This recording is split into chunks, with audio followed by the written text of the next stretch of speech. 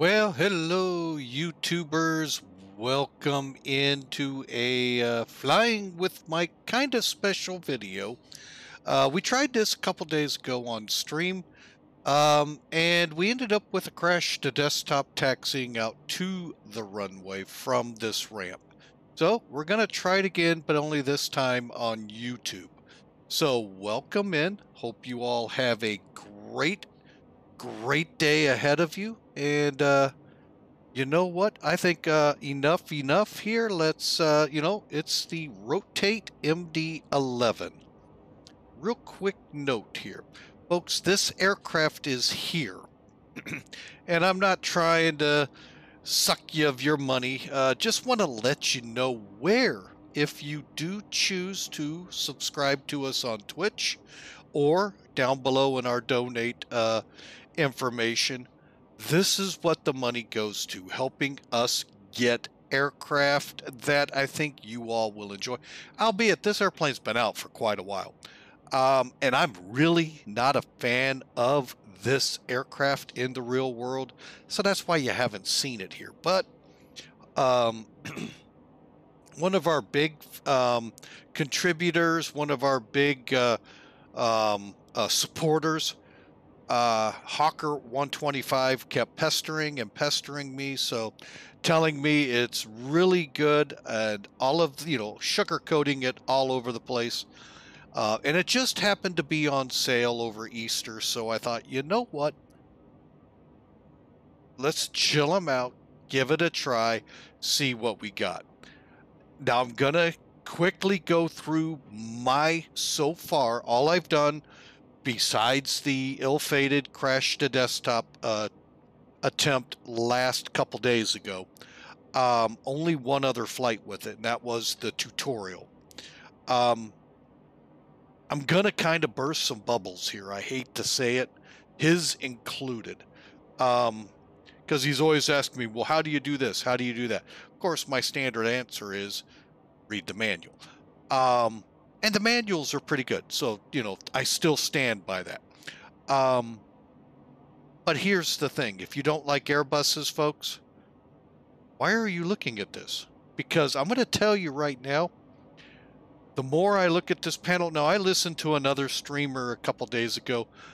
I don't know where he was going with that because I don't have that aircraft as well. But the cockpit is Airbus, folks. Now he said also the MD-80, MD-80. I could see that. Now, reason being, it's a McDonnell Douglas aircraft, just like this is.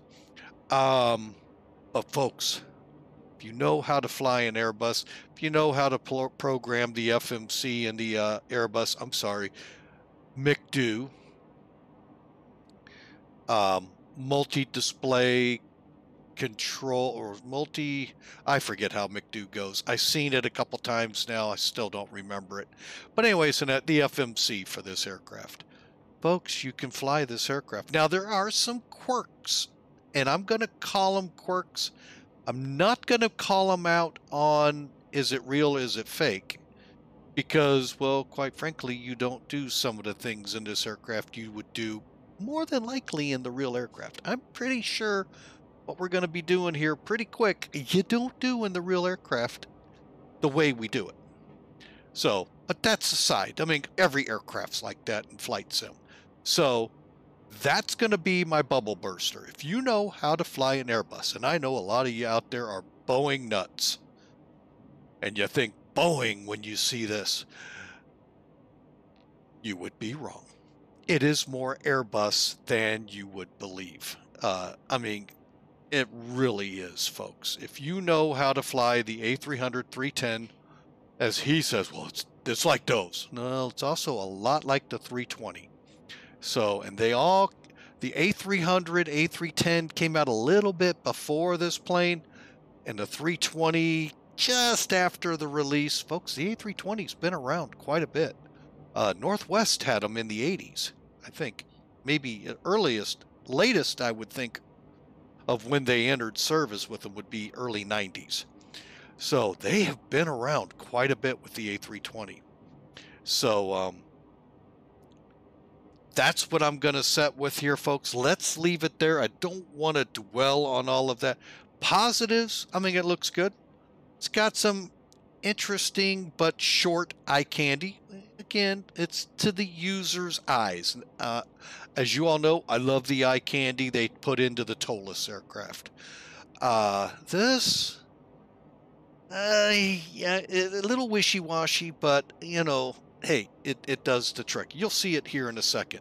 As well as the cockpit, I think, could have had a little more love put into the panel. I'm sorry, I get the feel, and oh, I'm going to really grind now Airbus pilots. I really get the look of the Flight Factor A320 panel in 20 or in X-Plane 12. X-Plane 11, I really liked the A320 for Flight Factor. And I really like it in X-Plane 12, but the panel really grinds at me. Same thing here. So, all of that aside, folks, if you like an aircraft, you gotta work through the systems, through the checklists to get it started, running down the runway and all, and you're gonna take the time to learn it.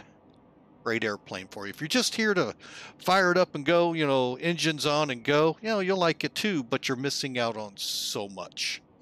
So with that, I'm going to put on it right now. I recommend it, but you've heard my caveats and heard where you may get disappointed depending on the type of flight simmer you are.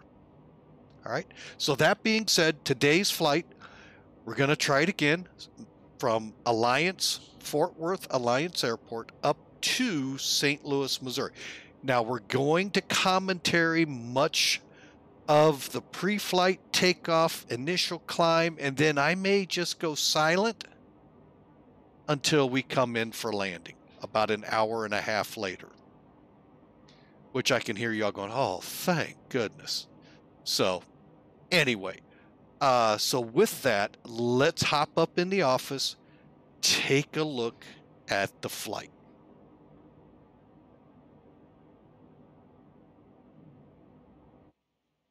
All right, cold and dark. It's not a bad way to start it. Now, granted, most of the time they would come out with the power on, so I've heard. I don't know, folks. I know when I've seen them at the airport that I work at, and this was a long time ago, folks. We're talking pre-2010, so from 2000 to 2010. They were powered on because they were in between flights coming either from South America cargo or going to Florida, or transiting from somewhere in the U.S. through us to maybe another airport to Anchorage to South Korea, or it was another place besides the build up to Desert Storm or Afghanistan and Desert Storm 2. So this state, I don't think I've ever seen it in at our airport. I don't think we had any layover. I know we had a couple 747s layover and some 737s. We had a DC-8 layover, but that was for a totally different reason. We're not going to get into that. So, but anyway, you rarely see it. It usually has some kind of power on it. So I do have some kind of power on it. We just haven't brought it on to the aircraft yet. All right, but we're going to first take a look at Sim Toolkit. And I highly recommend this utility, folks. It really, I mean, is packed with a lot of tools you can use. Now, one tool where you see it is that you can see ATC both on your flight summary and live map. We're not going to fly on VATSIM. Again, folks, I am attempting my second flight with this, and to fly online with VATSIM in an airplane I'm not 100% or even 60% sure of, not a good recipe usually. So that caveat we're not going to have in here. However, let's take a look at our loadout. All right, so we're in the freighter version, so we're going to FedEx Express Virtual has put us to work with 93,982 pounds of cargo. You see the ZFW, zero fuel weight, 356, 159. Taxi fuel, they say 2,000 pounds, and the rest you can see there. Our total load up of fuel will be 42,597. So we're going to go out with the standard FedEx cost index 200. Whether that's right or wrong, it's a document I found out there. I don't know if it came from a VA or from somewhere out there. That's what we're going with. 37,000 they've graced us with today. Actually, we got pretty good winds at altitude.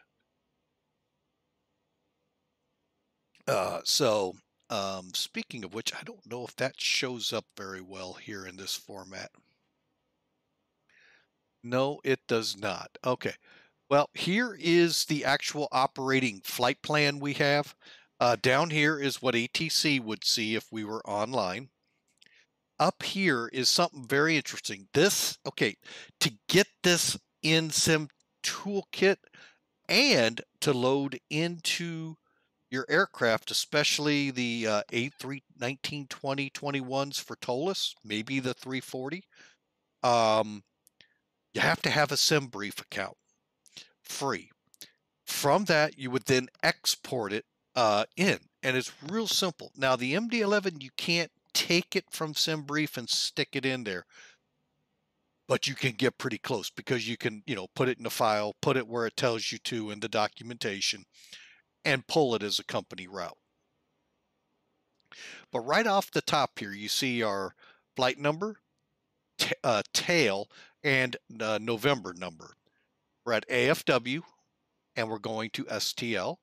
Our alternate is O'Hare, and our minimum requirement, our release fuel of 50 or 52. How about 42,597?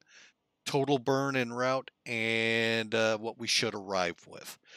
Calling it about an hour and 41 minutes. Now, the part I really like is this section right here. Right at the top of the paper. So if you were the pilot getting the packet, first page right there in front of your face. Alternate route. Flight level 410. Going to, from St. Louis, if we would have to divert to O'Hare, we'll take the KSTL to La Boy. Now, this part, I don't know how to put in. I was trying to last stream, failed. Direct Cassin or Cashin to Shane 2 to O'Hare, and we'll probably be landing on West stops, but who knows? But it's neat that it's there. It helps you have that in there so you can go right to it with a direct. Get right into it from the hold, from the arrival. And then there's the rest of it here. Some other neat things, you'd have to be part of American Virtual. They actually go in and describe what the important points are you need.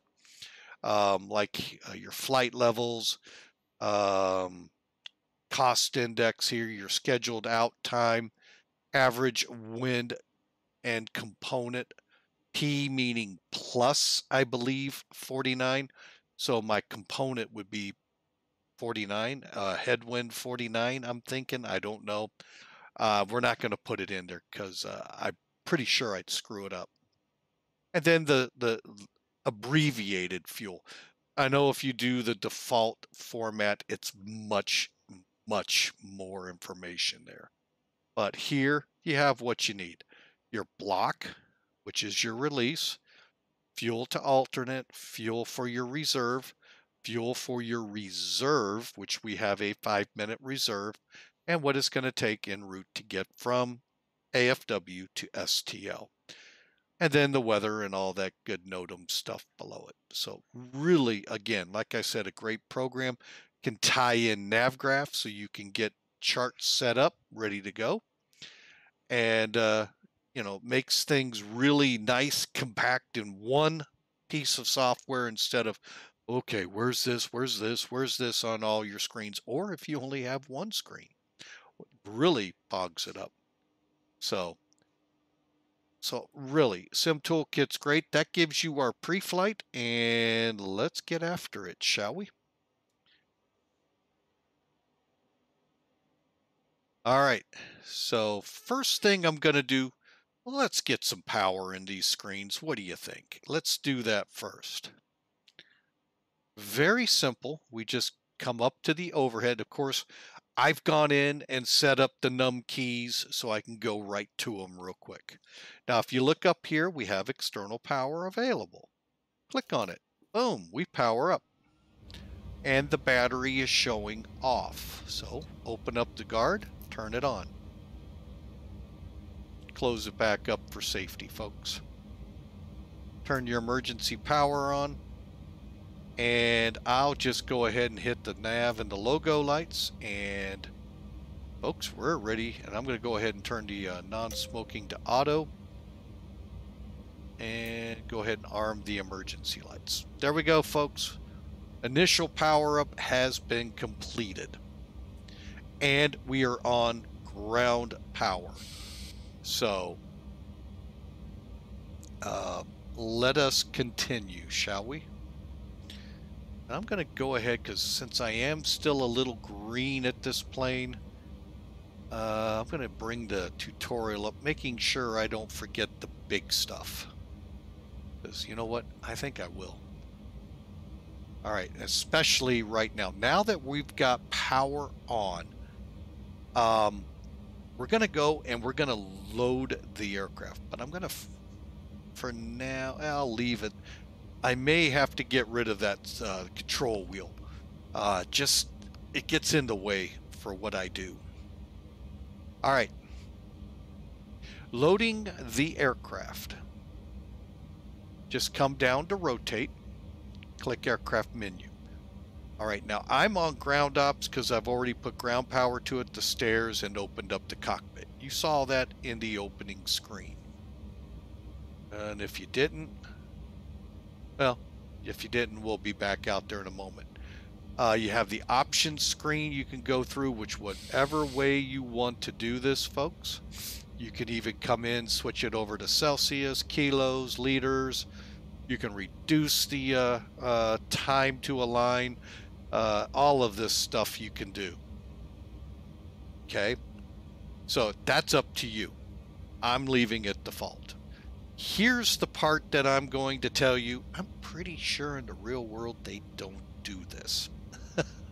Just saying.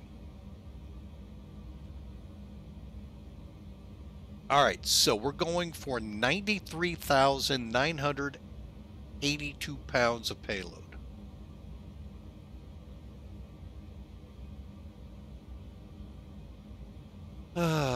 Wow, that got it real close, didn't it, folks? Hang on, let's go here. All right, and I'm going to hit enter, and that is now loaded. Okay, let's go ahead and put the block fuel in, 42,597. 42,597. Enter. Taxi fuel, 2,000. Okay, we're not going to worry about ballast. Now our trip fuel. Hang on, got to find it again. I know it's like 18,000, I think.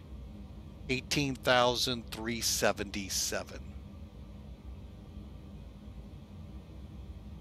Now, this will allow us to get a landing weight. Until you put that trip fuel in, it has no idea how far you're going. Okay, so you have to do that. Now, the big thing here with the load panel, and this is why I'm pretty sure they don't do this, folks, in the real one. Takeoff CG right here, right up here, needs to be between 30 and 31%. So let's move it into, say, 30.4. You can see how that adjusted in here. And you can do, again, one of two things. You can either apply the load here and to the FMS, or you can go to ground ops, request. Fuel goes kind of quick. Here, I actually want to see how quick.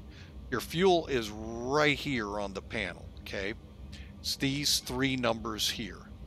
So let's go ahead and request service. And it's already there. Loading the aircraft also takes a few minutes, but it will be there when we're ready. Now, if we go outside, I think it automatically starts loading the aircraft. Yeah, here comes the cheesy, I'll call it, eye candy. But it's effective, don't get me wrong. Where I find it cheesy, okay, fine, you do this is great. Well, one, more than likely, it's more than 4 cans. It's a succession of cans throughout the cargo and baggage layer, which is on the other side, which I'm not even sure those doors are up. Nope. But they don't stick around, meaning when we're done loading, they disappear in the cargo bay. Just the numbers remain in the aircraft configurations. But I mean, it's something for us to look at here. That's how I'll say it. Another thing I do like, unlike Flight Factor's A320, I like that they at least animated enough that it moves, you know, decently away from the frame, so you can see, you know, till you don't see it in a normal frame. You have to do something like this to see where it went. There it goes, and down with the door. And once the door's down and they lower the front one, away it goes. Now let's see how far back it goes. So, hey, and like I said, see how far out of frame it got? That's not bad. And I think TOLUS is pretty close for a reference on how far back they go. And if we now go to the load manager, aircraft menu, we're still refueling, but the load is done. Folks, give me 1 second here. I'm going to stop something from buzzing on me here real quick, the dryer. Stand by.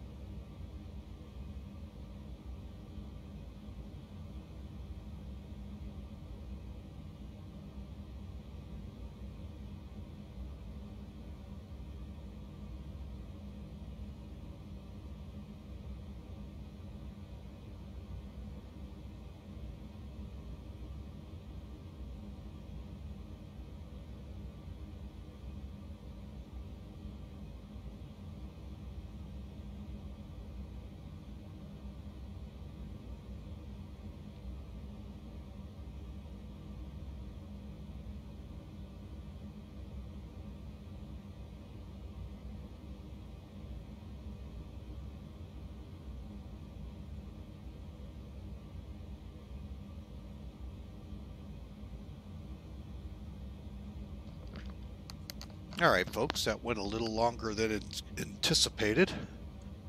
My apologies. All right, so you can now see the aircraft is loaded, fuel service complete, and the door is back down. So let's continue on, shall we?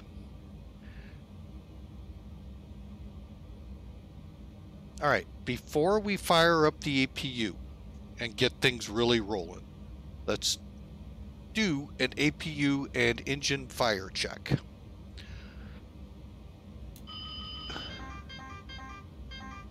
Okay, and all looks good. Engine 1 fire.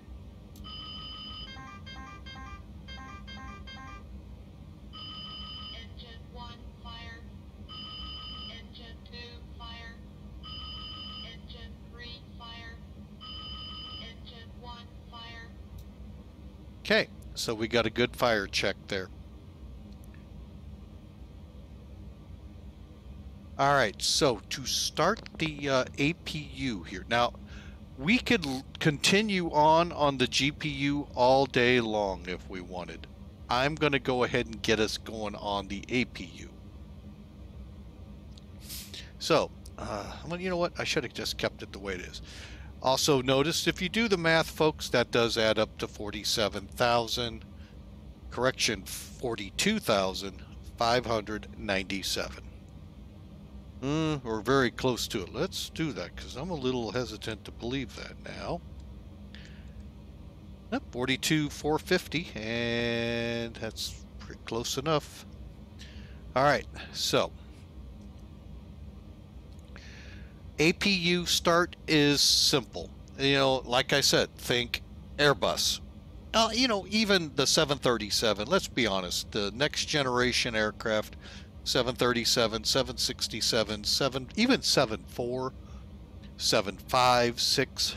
I mean, they're all the same. Can't speak for the 87, never been around it. So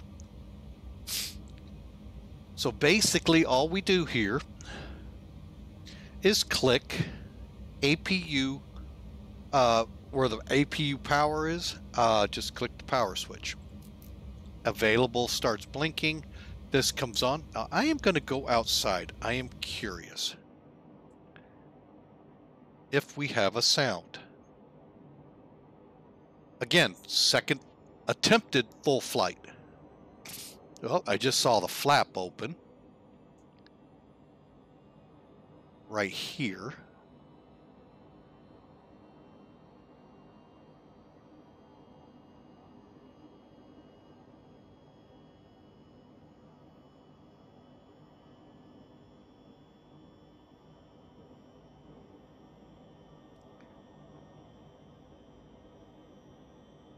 Be honest, I don't even know where the exhaust plume is. Again, all of that stems, folks, it's just not one of those aircraft I you know, that I liked. Even when I saw them, went up into flight deck, learned about emergency shutdowns and all of that. I don't think we have APU sound. Okay. And yeah, we're on, and I never heard anything. And by that, what do I mean on? It'll say on when it's actually fired up, and up here as well.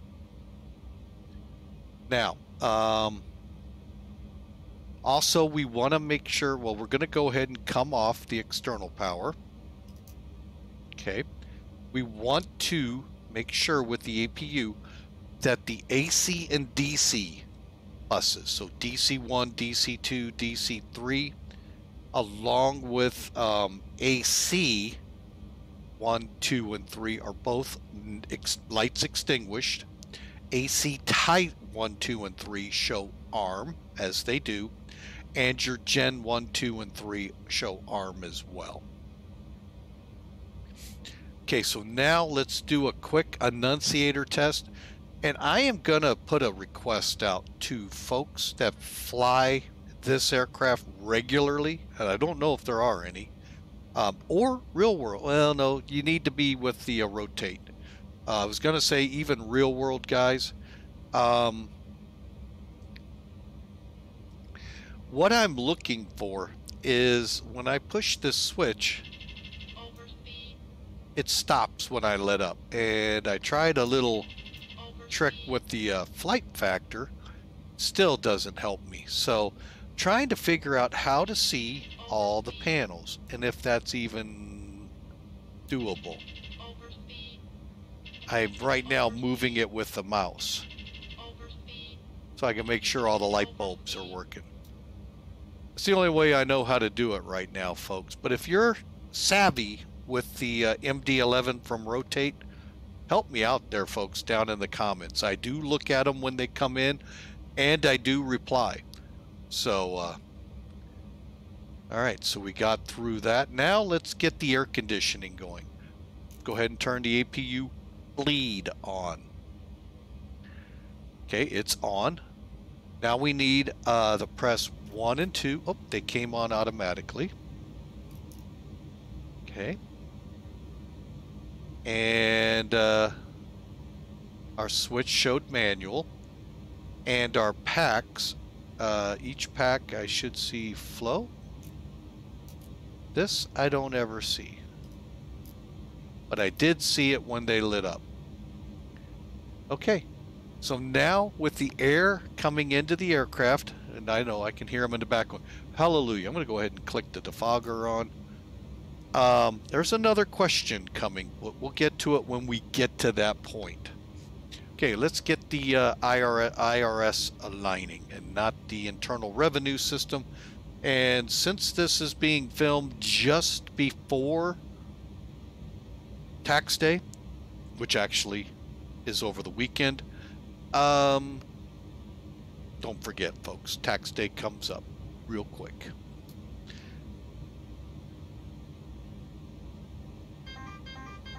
And that is expected, folks, with NAV1. Okay.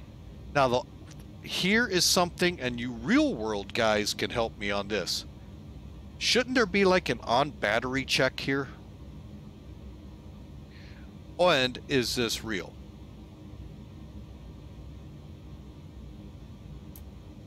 They're in alignment.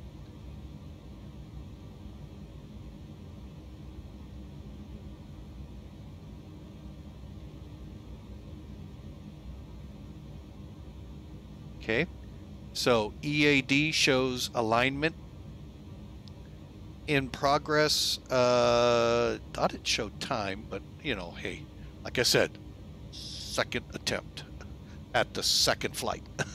So, all right, however, with it going to align and we got that cargo test as expected, let's come down here. Oh, here's my other pet peeve with this plane. Again, it's me only probably, but there's no pop-ups, no pop-up windows here. I really like pop-up windows because this is boring to look at when you're when you're like me trying to learn. I like looking at the whole landscape here, folks, of the panel, and it just makes it hard. All right, so I know if you're the real guy, I know it's all you get to see there, Captain. All right, so we go to aircraft status. If you didn't see what I did, it was ref, then aircraft status, clicking this line select brings you up to here. Oh, excuse me. Oh, I do not mean to sniffle in your ears. Hang on. Oh, and if I sniffled in your ear again, sorry. Oh, that was bad. We got thunderstorms in the area here where I live in St. Louis, and even more supposedly bigger storms planned later today. Hint, hint to those that like flying in weather. Target today, Midwest. Anyway, here is our active database. This is what I really look for. Now, you can look here for the engines and this and that, but look to make sure you're up to date. April 20th, folks, we update the nav database. That's just a couple days away.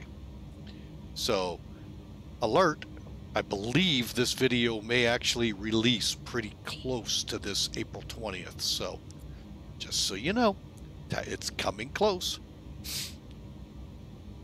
All right, so once we're here, Let's go to flight plan init and stick it in. Now, this is such a short flight plan, folks, I'm not making a company route. But if you're doing something, a short route in Europe, you might want to think that, because there's a lot of airways and fixes and directs. I'm not trying to slight Europe in any way. Japan and everywhere else seems to just, to go 300 miles is like an arm's length of fixes and airways to put in. It's unreal over there, but that's how it is.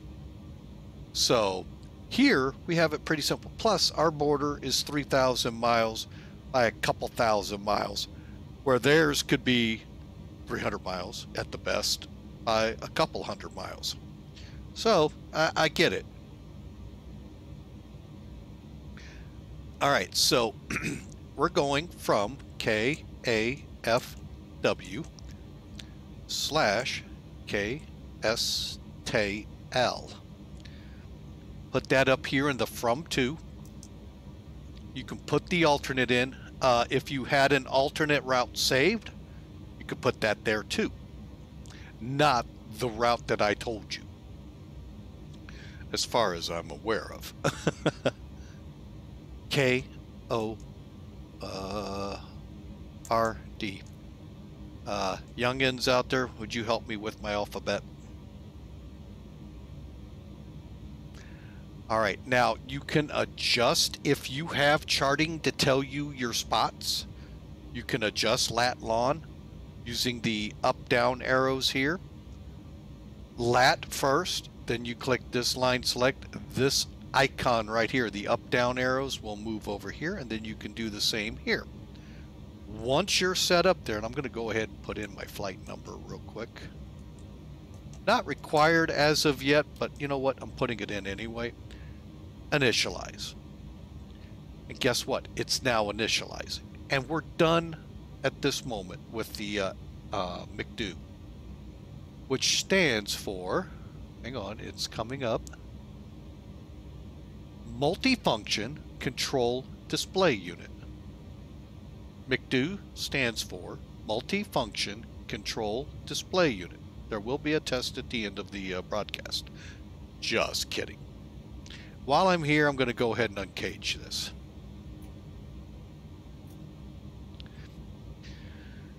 That being our backup ADI, or flight display, or what do we call it? Artificial horizon. Been a long time, folks, since I've flown a Cessna Piper Beechcraft, single engine. All right, now once we're aligned, I believe we do get indication here. Don't quote me on it, it's been a while. A couple of days since I've seen it, so.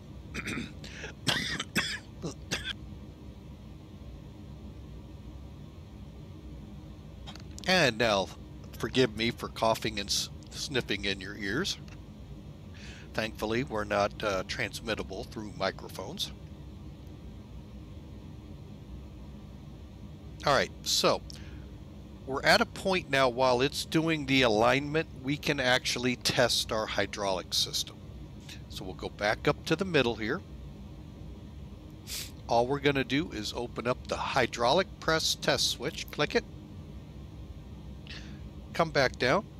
We're going to see hydraulic press test on, and then if we come down here and click hydraulic on our displays, I don't know, they've got a name for it.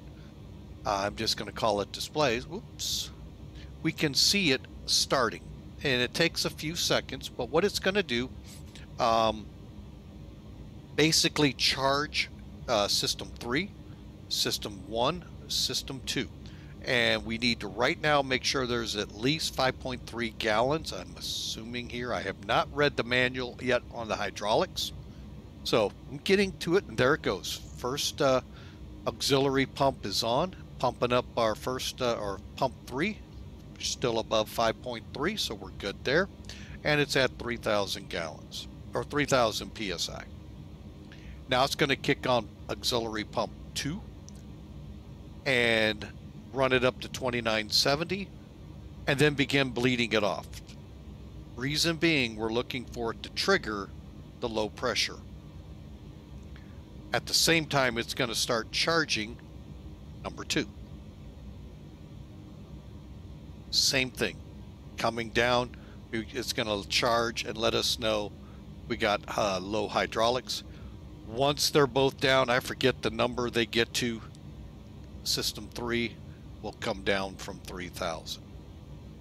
All of our numbers are still above 5.3, and we're good to go here. And now you can see system 3 beginning to come down. As soon as we get the yellow, we know we're low pressure, and the test will be over here shortly. Matter of fact, shows out of test right now. Come up here, the test light's off, and we'll cover that, and everything looks good. All right. Glare shield. Actually, we're going to kind of come, this is where it gets in the way. Okay, hang on. This is where it gets in the way. I think I'm going to have to do that over here too. We really don't need this. We'll need it here in a second, but we really don't. We're going to set the Q&H. First off, we want to make sure the Perot set is in inches or Q&H. Where are you at is what I'm basically saying. If you're in pretty much anywhere but North America, you're going to be in the HEPA system, where the Q&H comes in as 4 numbers like 1013. If you're in the US and a few scattered about the world, if you're in inches, or you'll go to the what's it say, QFE side. Okay, we want to be in the which side are we on? Hang on.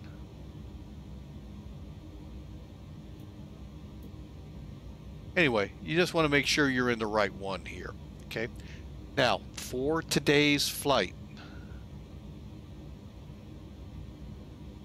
bear with me, I did not have this set up. We need to set 2986.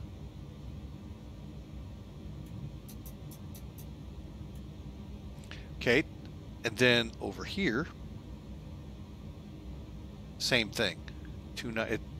And I'm going to look to see if there's a way to link these. I would hope there is, but you know, there may not, because they want to think they're as real as they can be. Okay, next up on the plate, we want to set our minimums, both radar and Perot.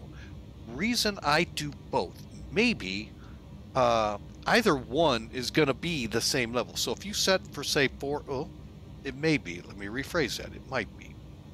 Dadgummit. Getting caught back up in my notes here. Oop. Okay. If we set up, let's just say for radar, 200 feet above the ground. Well, the airport elevation here at Alliance is 723. So in order for a 200-foot Perot, we got to set for 920. So you make the call. I'm going to go to 400 because that's the minimum where we shouldn't be. You know, once we cross 400, we can make turns. Normally, there's some airports out there in the world where you can't, and I think there's a couple even in the United States. Newark is one that comes to mind, but I think you have to be on the east-west runway.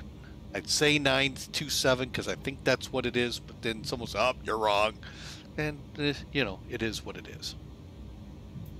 Okay.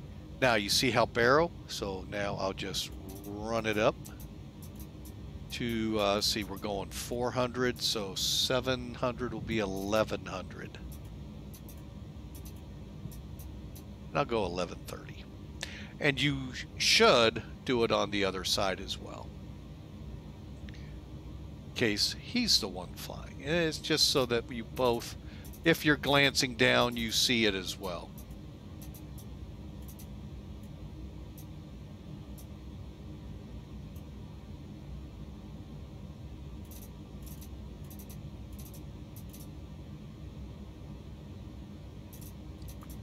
And I'll tell you, I find using the scroll wheel goes faster than using the, clicking on it and letting it turn. Don't ask me why, but it is what it is. All right, so that takes care of that. Heading. Make sure we're in mag on your NDs. Okay.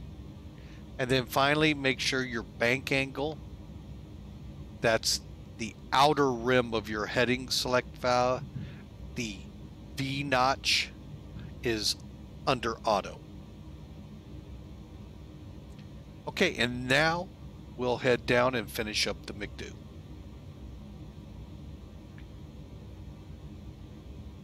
Okay, from this page, again, we got very simple routing here, folks. Hang on a second, there we go. It's Nander 1 to OKM VOR, direct to S Sierra Golf Fox. They got us on to Kayla 3 this time. Okay. To St. Louis, and we're going to shoot the runway 11. Probably want us visual, but we may have to go instrument because of the weather. We'll see. All right, so what we do now, let's take us, okay, I'm lost here. Okay, and then we want to hit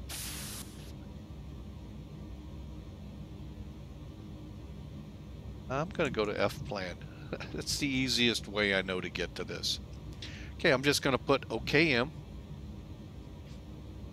first. I'm just going to put the route in first. And then I'm going to put the SIDS and stars in. Now, I'm not clearing discontinuities yet. All right, let's bring in, hang on, let me see how we're looking. Charts. Okay, let me slide this over a little, wrong way. All right, and we're going with, we're going to hide this for now. Go to Nander 1. And here is our routing. We're going to go Nander. We'll have vectoring to Kuzno to Nander. Then we're going to go to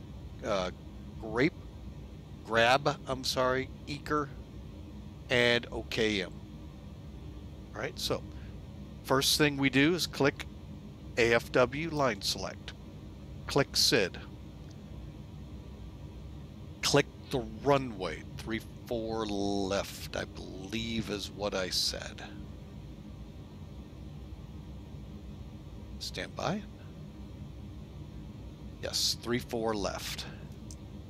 And of course, oh, there, 34 left. I'll get the right runway eventually. Up till we see Nander 1, OKM,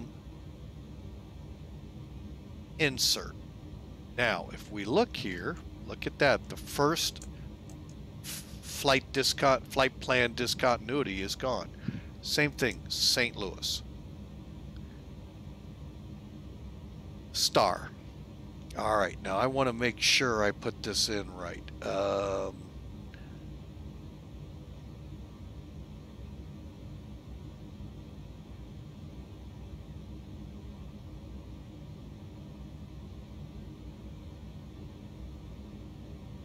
Okay, so Kayla, and then SGF, and we're going to go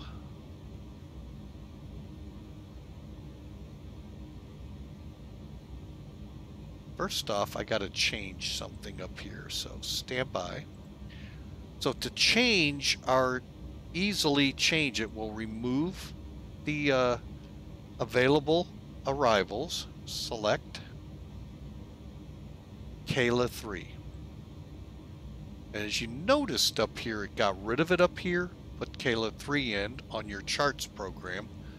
And then I want to read something on KAFW real quick.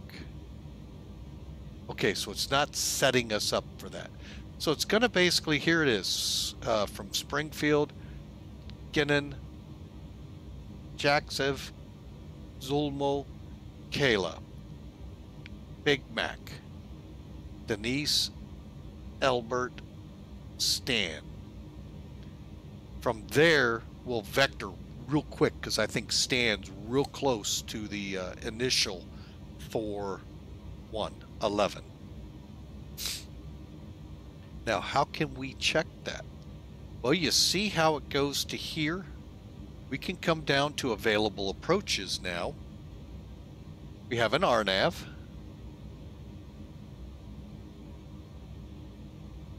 We're going to switch this to 11.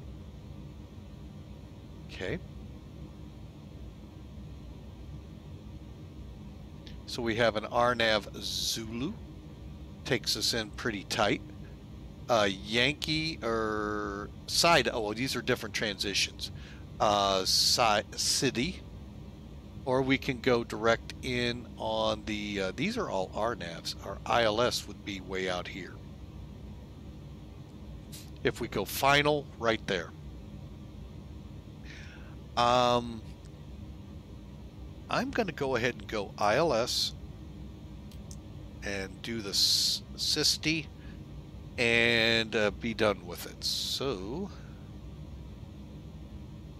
ILS, SISTI, and this is what it's going to look like. So off stand, we're going to go direct SISTI, join the ILS. I believe it's like 20, 25 miles out. Come on in.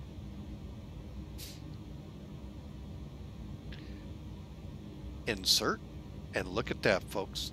That one is gone now. Checking them. All look good. 7,000, good. Now this we're gonna leave it. You know what? We're gonna go ahead and get rid of it. So what we do, click, where is delete? Clear.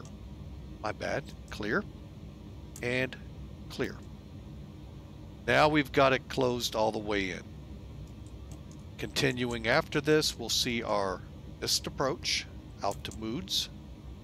We bring that up here.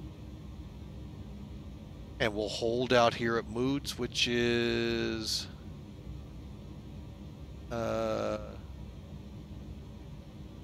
it doesn't really give me how far it's off of Forrestal, so it's not off the airport. Anyway, also continuing, here is if we have to go, and this is where I ran into troubles. You see, I don't have anything up here for my arrival. So I'm going to just leave this as is. Now I can put in my star. See, this is what blows my mind away. I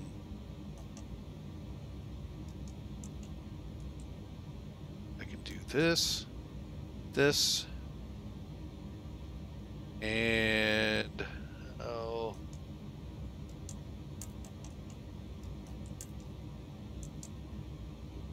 to a Charlie and insert.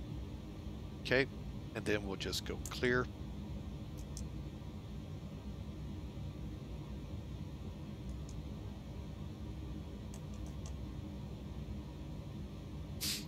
And there we go, folks. I can't clear this, so. All right, and that, folks, gets us all set up here on the McDo. For the routing, let me rephrase. All right, now let's go back and revisit some things. Okay, so back to here. Now you could come back, look at the nav display and plan, and make sure everything's good.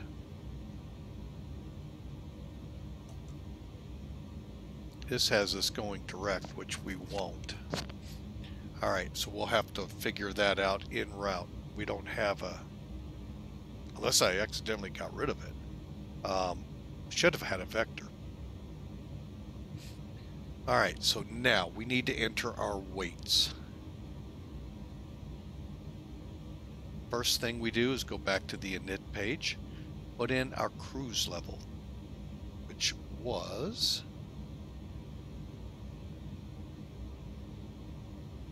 37.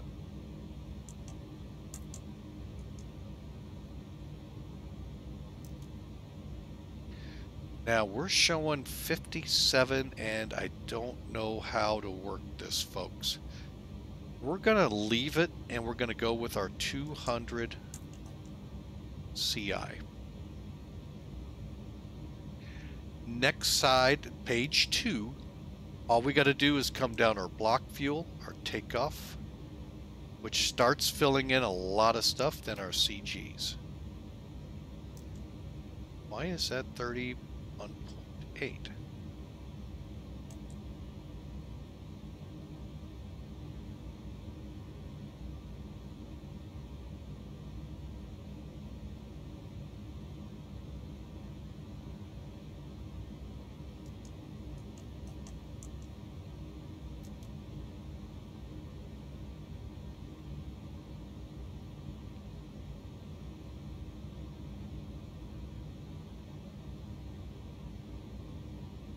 Oh, I went, okay, they go a little different than I did, okay.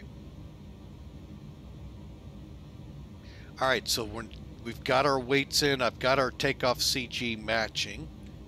What's our, let me make sure our zero fuel weight matches. 26.4 does not.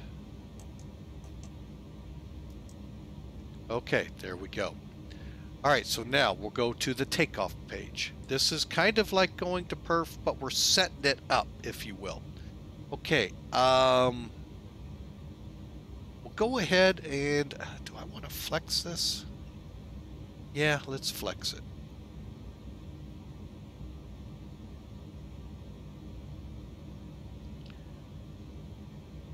All right, let me get some numbers put in here real quick.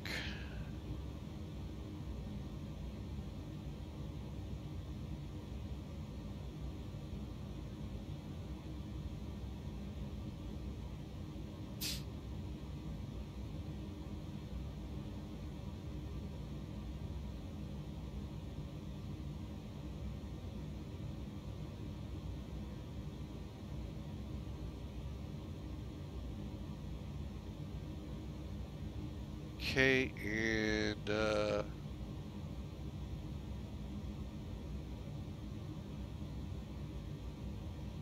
okay. Oh, I was reading the wrong number.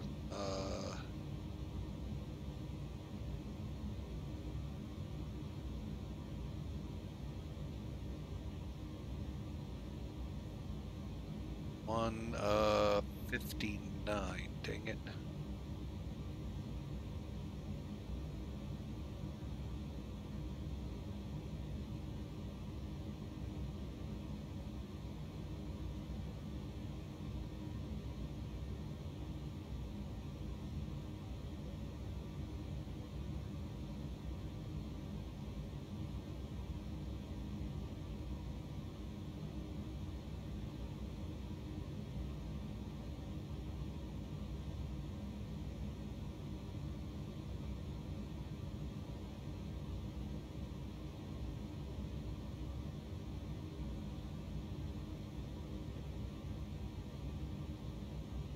Okay, what I'm doing is getting Top Cat set up here, folks. Block fuel was 42, got a little bit less fuel because of the winds, 597, and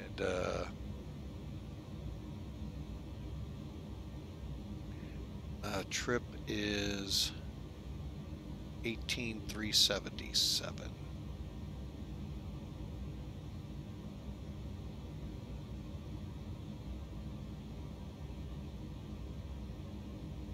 Okay. Now we'll go to the takeoff page. You know what? I should be showing this. My apologies. All right. So what I'm doing here is going through a way to get my numbers for takeoff. Basically my V numbers. Okay. Now flexing, this will let me know. Where you hiding, Topcat? There you are. So let's do the update real quick here. Close. So we got a wind of 300 at 14. Do I put winds in? No. Have an outside air temperature though of 21. Okay. Slope here is down 0.5. You can see right here. Okay. Slash headwind component of, oh, we're on the wrong runway. Okay, I'm going to be changing this, so let's go back to up 0.5. Now slash component head 10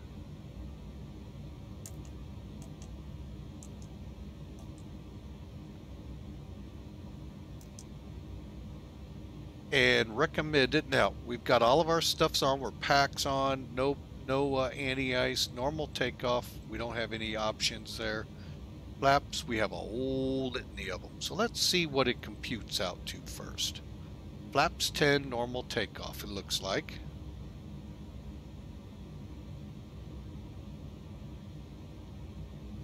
Okay, so we could flex at 60 or 57, and it even tells you what is going to be if everything matches performance-wise in the system.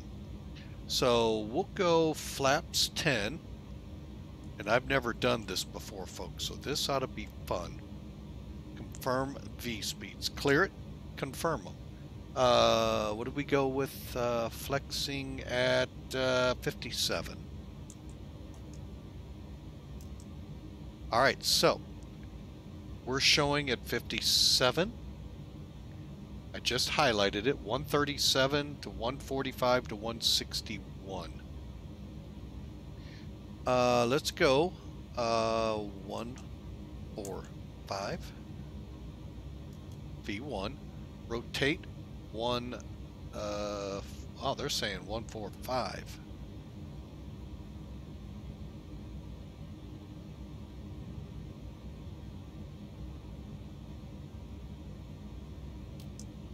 And out of here at 161. Nope. You know what? I'm going to go with that. Okay, so we're set. Stab we'll set to 4.4, and we'll clean up at 249.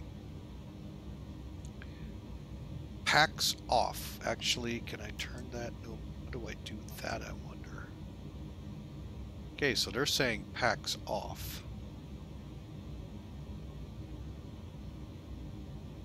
All right, now folks, the McDo is finished. So if we go up here, we're gonna see, I don't know why we're still yellow on the pitch. And why we're not purple all around. But we'll go with this. And finally, let's head over to get this thing rolling. Our heading out of here will be 346.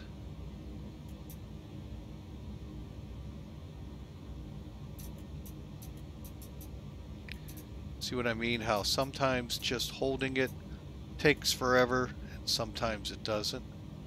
We'll come out of here at 240. And let's go with an initial of, let's go with getting rid of Topcat first. Bringing in, let me just look at it real quick.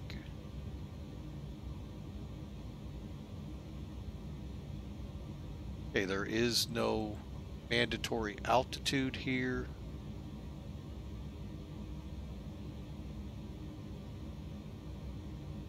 And I'm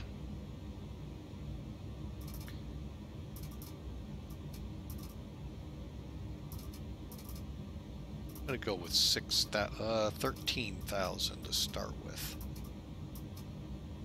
because that's our max at Nander. Okay. Other than that, folks, we are set. Cruise level set. Heading runway 22. Altitude selector set. Cruise, okay.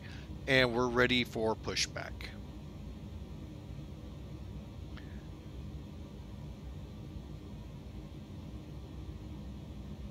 Okay, I'm just getting the ACARS system going. Let me show you this here with FedEx. The big thing with FedEx here to get this to work the best for you, make sure you have a load. You click routes and go through it, set up your flight plan, come in, get your ACARS program running.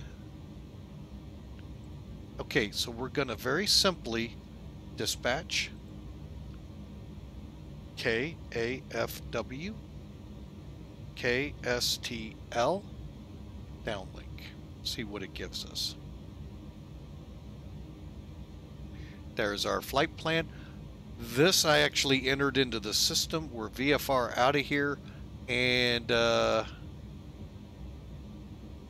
2990 it's telling us. Okay.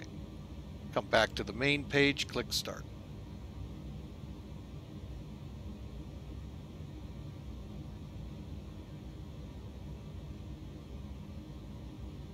And that's it, folks. It's real simple, and at the end all we do is click stop flight, fill in a quick piece of information, and it goes automatic.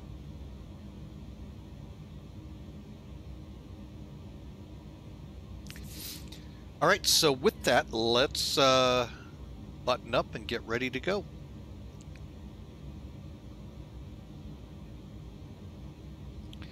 Let me get back outside. Ooh. Dee.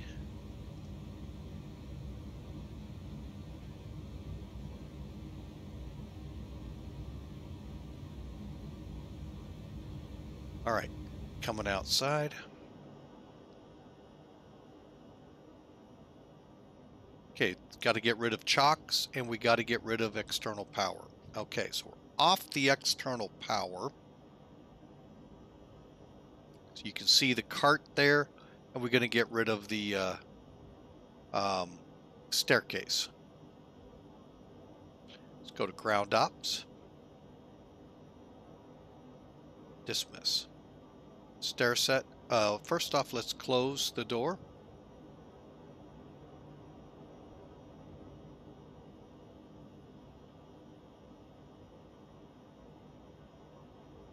Okay, and then stair set. Dismiss. So everything should show closed. I'm going to go ahead and pull chocks. All right, so back into the airplane we go. All right, so we need to, nav lights are on. Let's come up top real quick. Beacons on. Let's go with B this time. Packs are now off for start. Do a quick test. We're good. And one question for everyone out there. You love when you have this. Miscellaneous, I think it is where I'll see it. What is DFDR? Is that something to do with parking brakes? Because that's when it seems to go away. Just question. Feel free to answer it down in the chat area. Love to hear from you. Again, that's primarily, well, it could be real world guys, but rotate guys, I have a feeling this is more to the liking of rotate. Okay, let's call better pushback, shall we? Ground to cockpit. Please show me where you want to go.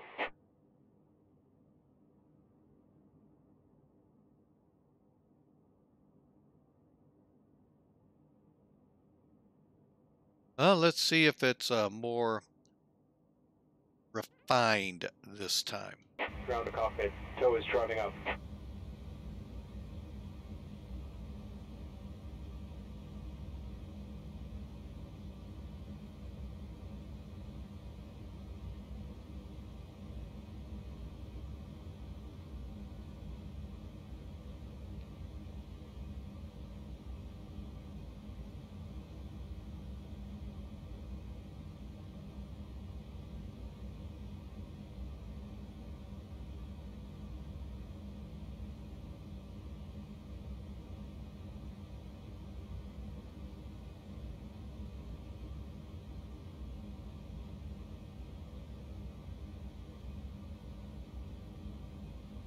All right, so we're just waiting right now for the tug. Okay, all doors and hatches are closed.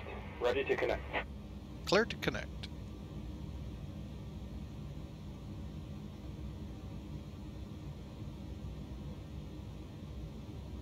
And I want to check something here. Well, we're still over an hour in getting it ready. Okay, so we got a lot of work to do to get it ready quicker.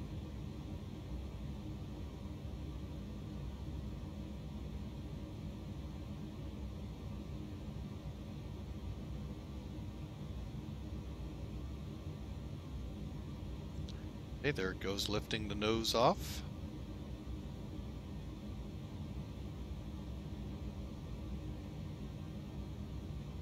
Tow connected and bypass been inserted. Release parking brake. Starting pushback. And you may start engines. See if it starts us going. Okay. To start engines, folks, it's real simple. The sequencing, after you've selected your engine A or B up here, hang on, I'll show it to you again. I've selected the B system here. All right. Make sure your beacon's on, your packs are off, which that was automatic. 3, 1, 2. 3 switch on. And now we're going to wait till we get about 15.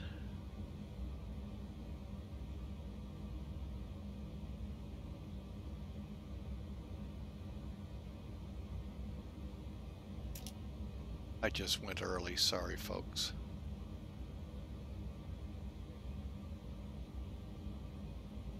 Okay, at 15 is when you can bring the fuel on. Why aren't we going back?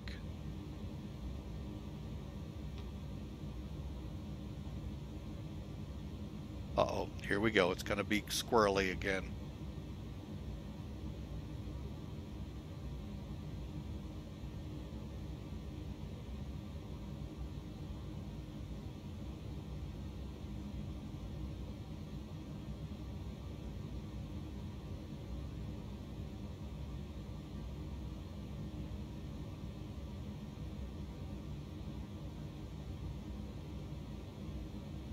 Whoa, this guy really does not know what he's doing. All right, let's go ahead though while we wait. Get our throw-up bags out. Okay, there comes the fuel or the N2 building pressure. At 15 is when we should be able to send the fuel. I kicked it a little early last time. Okay, here we go. There you got that. Light off EGTs coming up.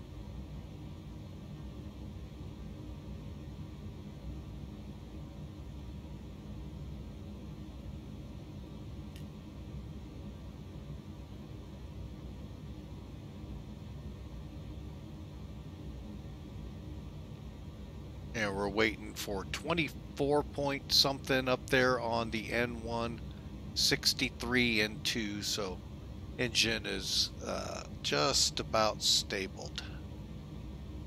And once stable, bring on number 2.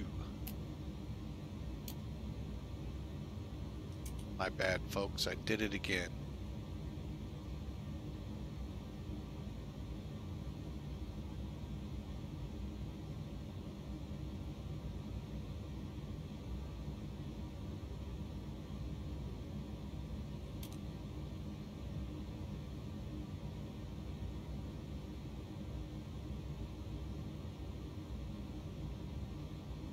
Boy, this thing is like not figuring out where it wants us.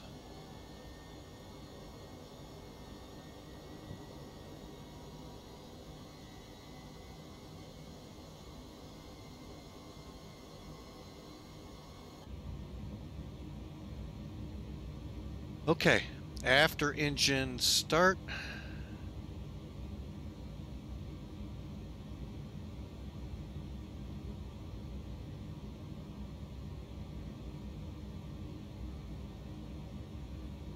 I may actually have to terminate this.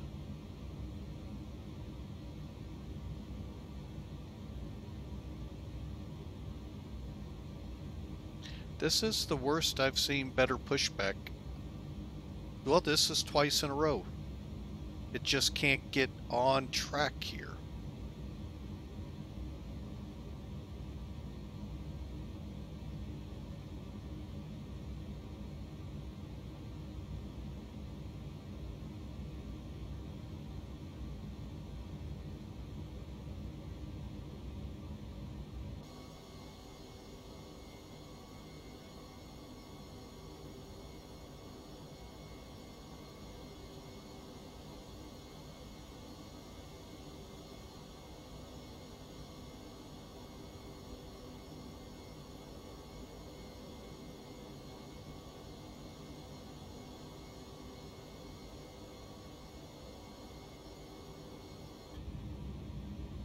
I'll take it from here, guys. You guys can't figure it out. Operation complete. Set parking brake. Gladly. Disconnecting tow. Stand by. Okay, let me first get in here. We're on perf. Flight plan.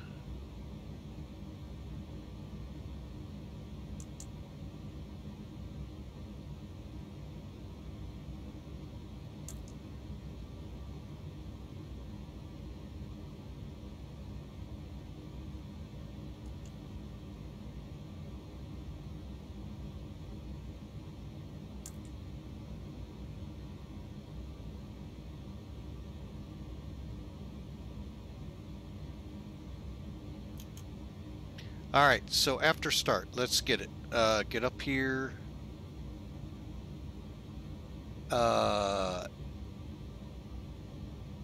Press Air APU to turn it off. Tow is disconnected and bypass pin has been Press removed. APU start switch to shut it down. Kinda thank you for flying with Mike. Yeah. Off. And verify the gen and arm switches are on, and they are not lit. We can now check the flight controls.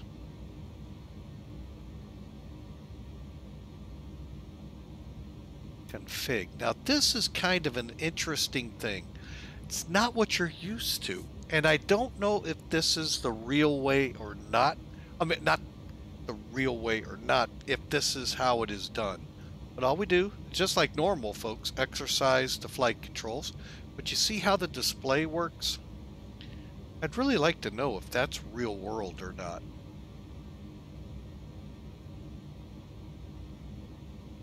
Up.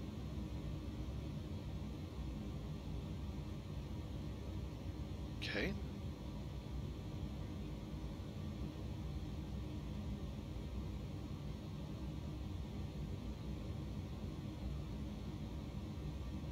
Okay, and we're going for 4.4 on the stab trim.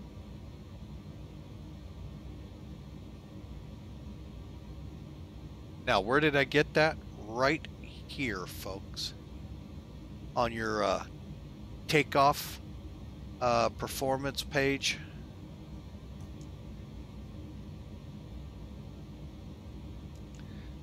You've got your flaps 10, stab 4.4.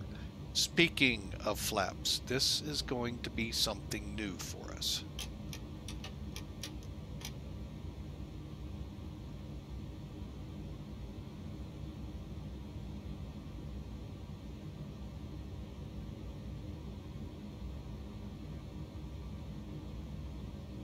Okay, that should set flaps 10.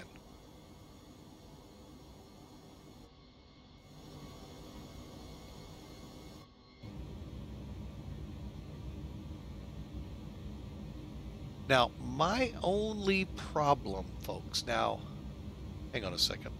I may not have one. Ah, I see now what it's saying. Okay. It said I would see it up here. Now I understand. You see the 10s right here and slats are extended. Okay, cool. My bad. Sorry. Press config SCP switch. All right, now where is that switch?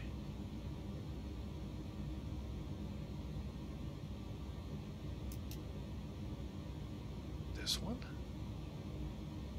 Consequence? No, I don't think so. Oh, okay. It is this switch. Okay. What's SCP? Switch panel? Okay, and then one more time. All right, we are ready to go, folks.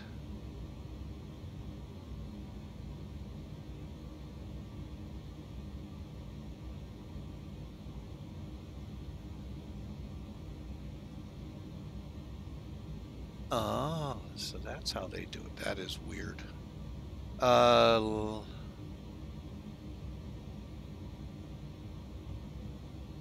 Okay.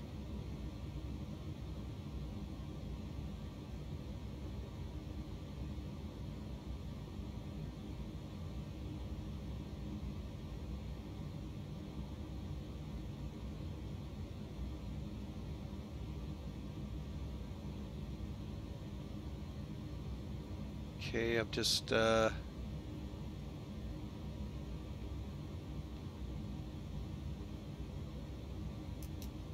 that one I want?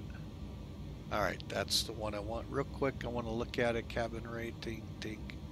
Don't see where they say I see flaps on this page, but hey, we'll go with everything.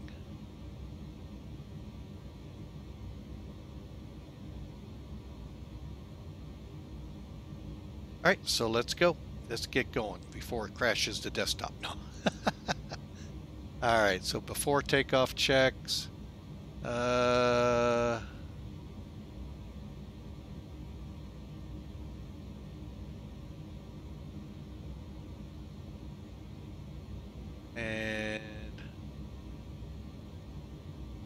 okay, and then we'll get our, okay, now we're not again using the transponder, but we'll go ahead and set our code. Go ahead as if we were, put it in TARA. I do not know what this menu would be for, folks.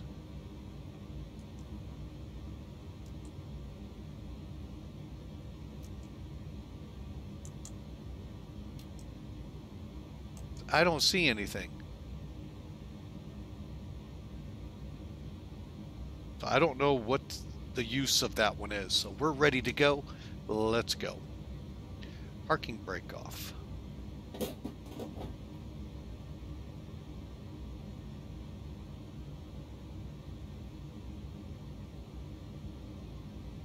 Any ice?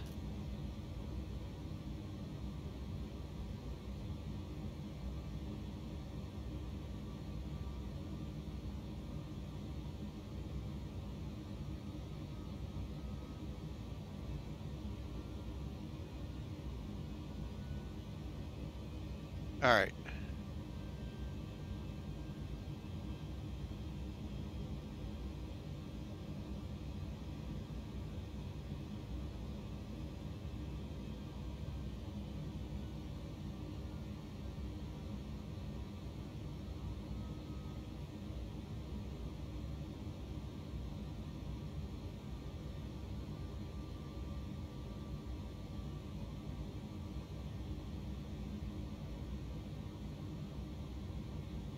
Brakes work.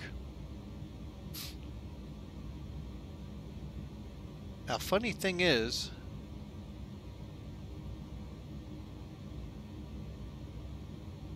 nowhere in here does it say to turn.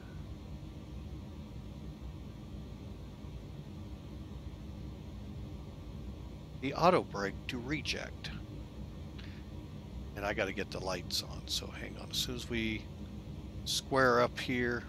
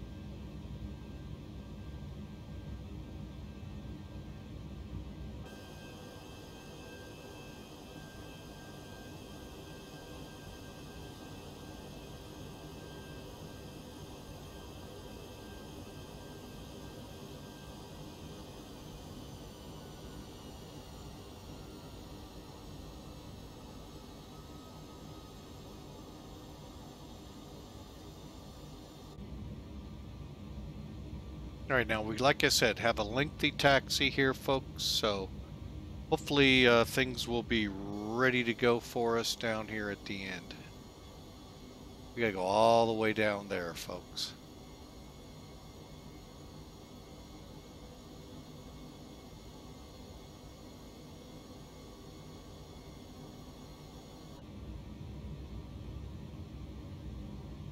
Boy, once she gets moving, she's hard to rein back.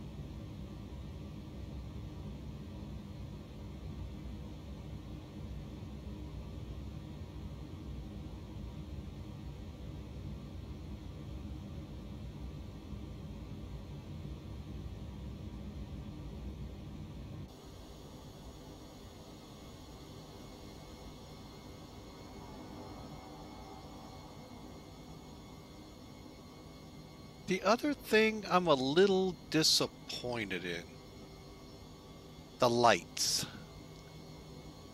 At night you can see them pretty nicely, okay, but by day they're like non-existent. And this is an XP12 thing. A lot of the aircraft now, they've gotten better with most, so there may be an update I've got to look for in this plane, but they've gotten better with many of them. This one is still kind of weak. I may have to try it in XP11. Just to see if the issue is XP12 related, which would still be a rotate MD-11 problem.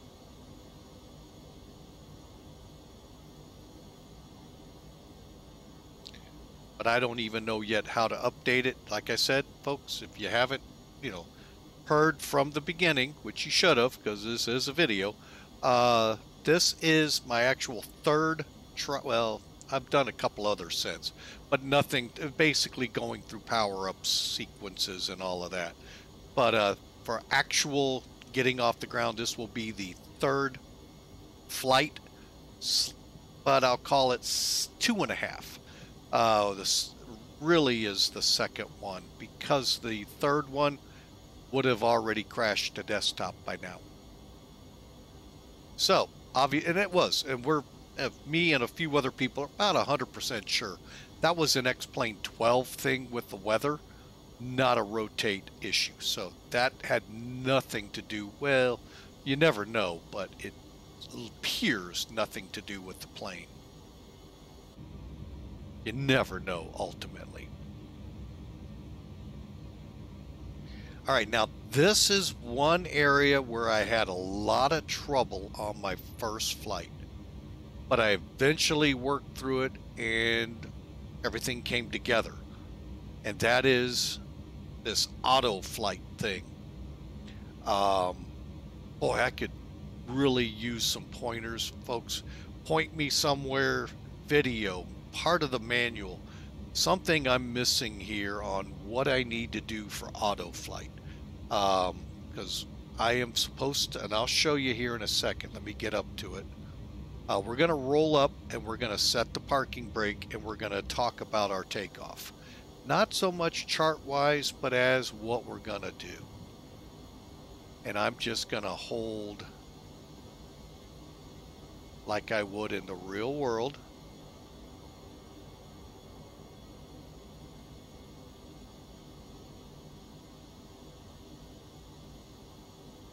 Just like that. Okay. And let's set the brakes so we don't roll up not knowing it. Okay.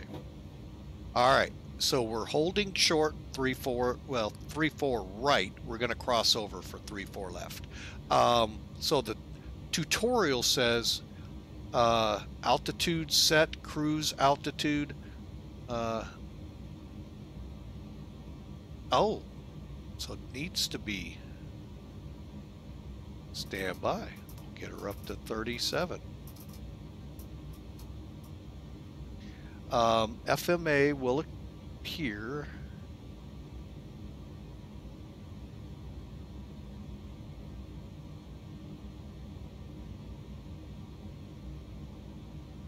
Okay. Everything looks right. Okay. Now, pushing the auto flight switch engages the auto throttles and removes the white boxes. Okay, we'll check that in a minute. Check V speeds on the runway, and you may have to clear them.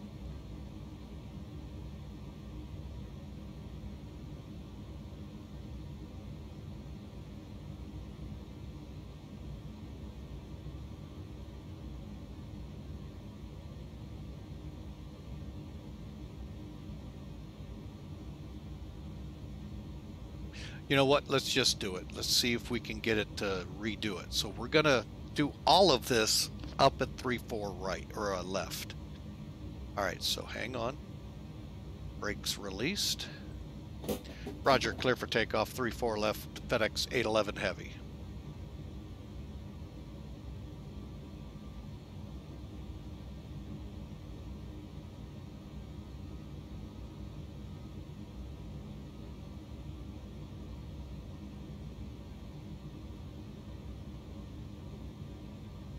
What I'm going to do is do a quick hold. Well, if I don't, I should get straightened out here pretty good. I'm trying to keep my speed reduced.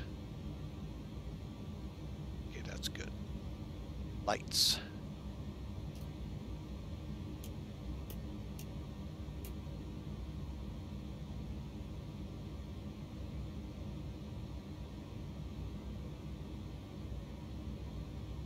Okay, here we come up to the runway. Roger, clear for takeoff, 3-4 left. FedEx 811 Heavy. Ooh, look at that in between hold short. Yeah, we wouldn't fit. So, I really don't know if at Fort Worth they would actually put an MD-11 or even some of the others over on this runways for takeoff. I mean, granted, they're long enough. It's just getting to them could be a challenge. All right, let's get over here. We'll get lined up.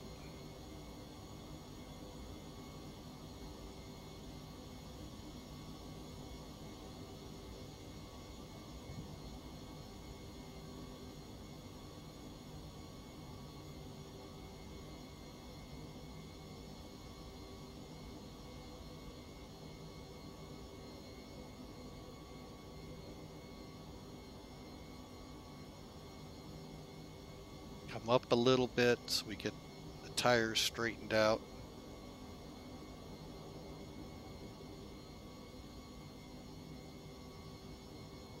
And let's let's bring her to a halt. All right. Now, so it's saying I push auto flight. Okay.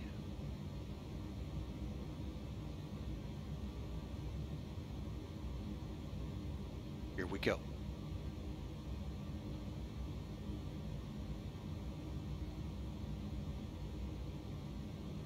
I'm not sure why it says you may have to clear the V speeds in the takeoff page. I don't know how I would know I had to.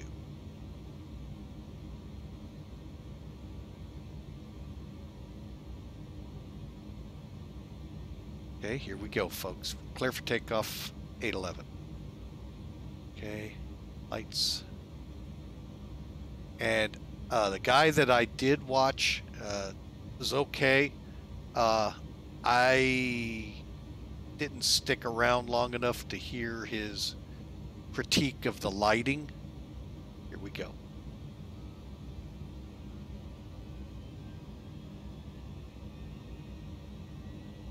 Okay, up to that notch. Making sure we're stable. Let's go.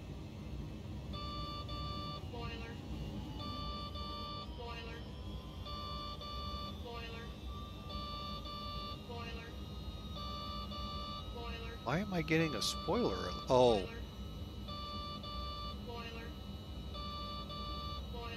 Wonder.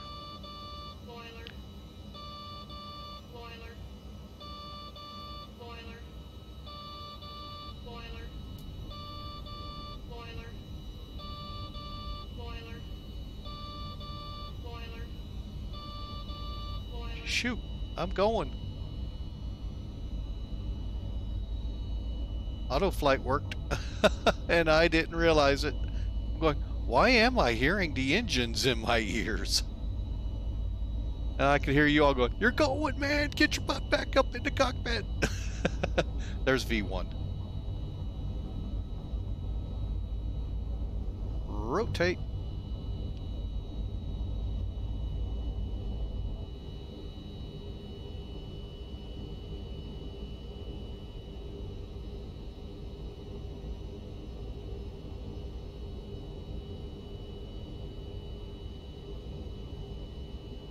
Gear up.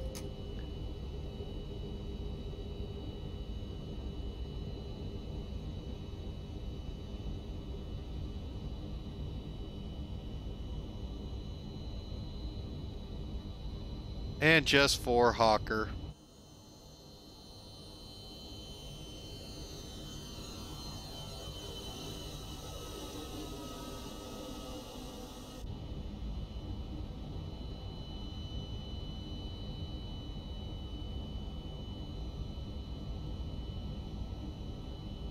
Okay.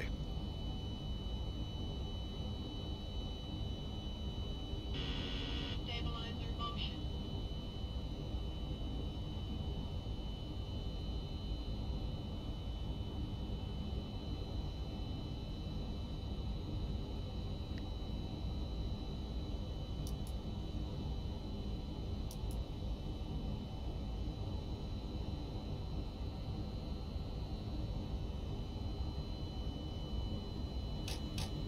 Coming up with some flaps.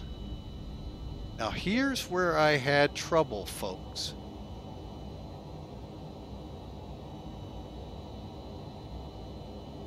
Well, maybe, just maybe, hang on.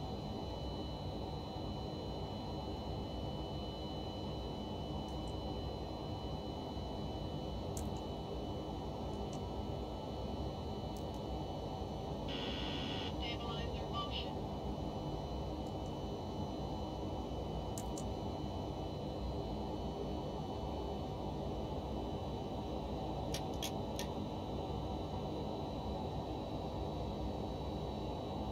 Okay, hang on. I'm trying to get her to go direct, and I don't like what I'm seeing here.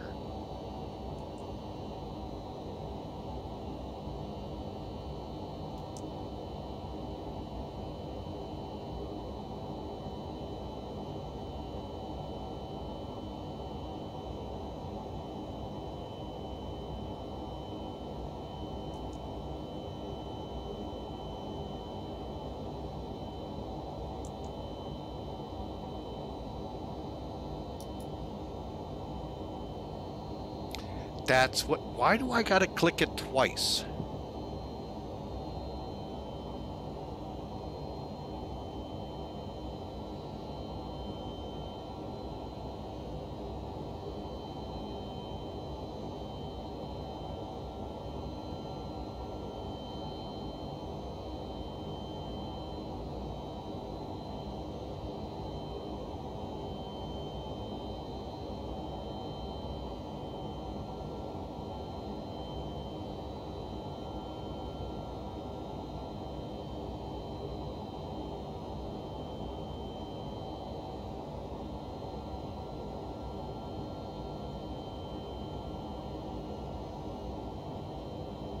That's what happened to me the first flight. I didn't realize you gotta push that twice, and it doesn't make sense to me.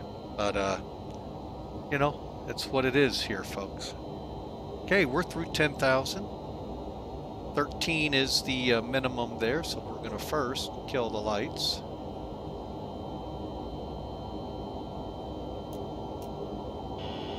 Stabilizer motion.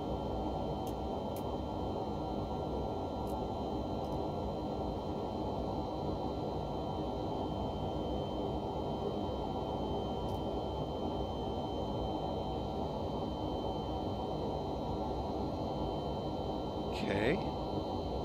And we're on our way, folks. Took quite a bit, but we're getting there. Again, I'm not going to call it a tutorial flight per se, but, you know, you could take it for what it's worth.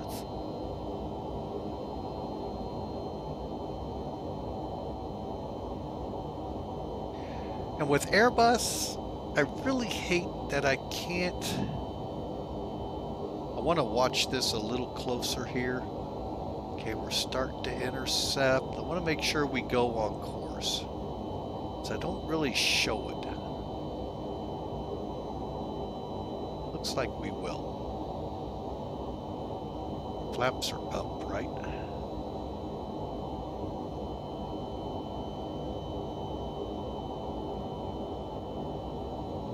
And there you go, folks. We are airborne.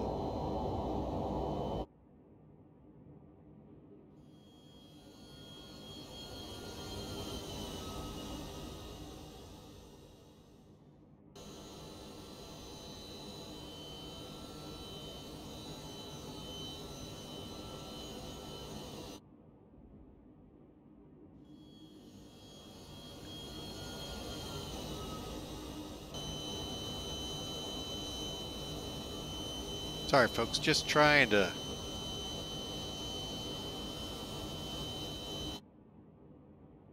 Why is it so far off?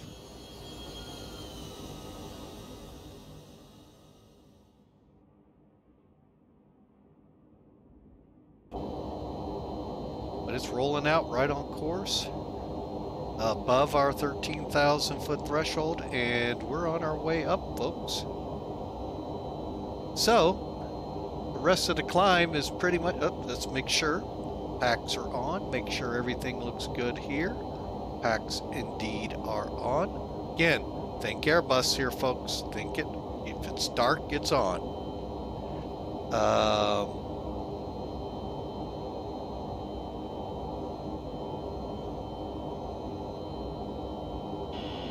Stabilizer motion.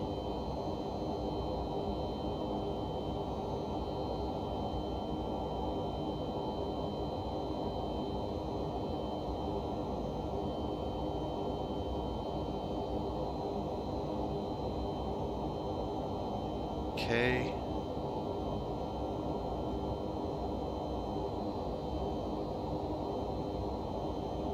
All right, so we're gonna do a couple things it's saying I need to have been doing.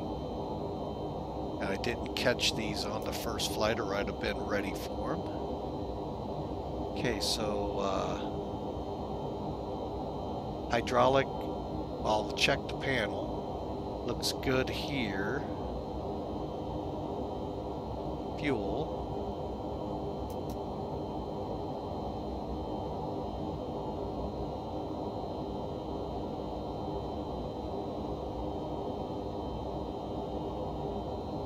Okay.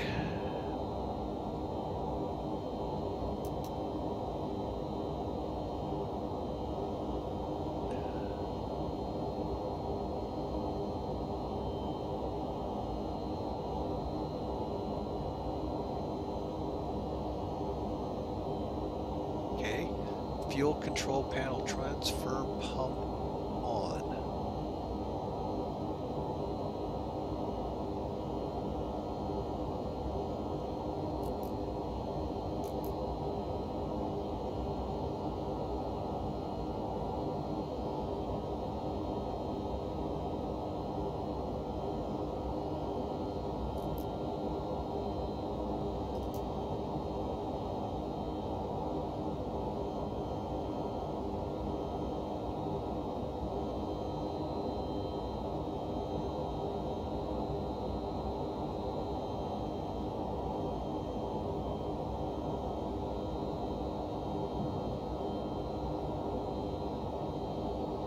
Okay, we're past 18.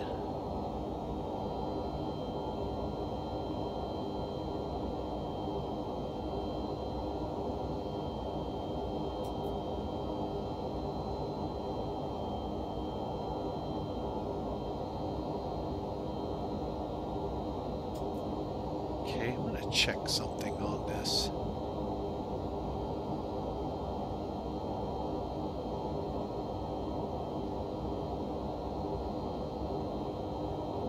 I may put this on.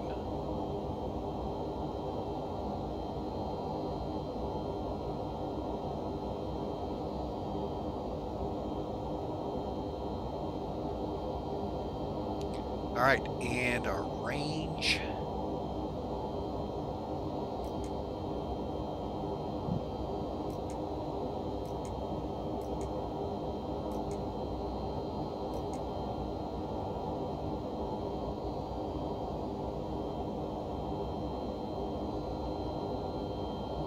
Hang on a second here, folks.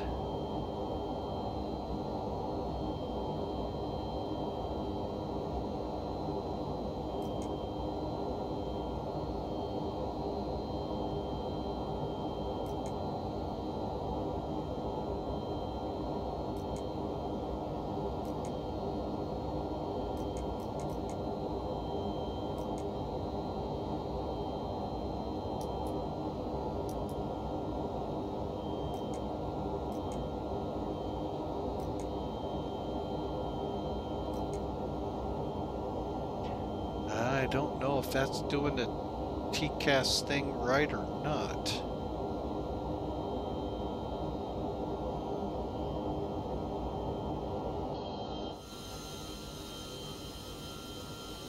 Hang on a second. Something just caught my eye here. While we're climbing, let's have some fun here a little bit. If I can open the door.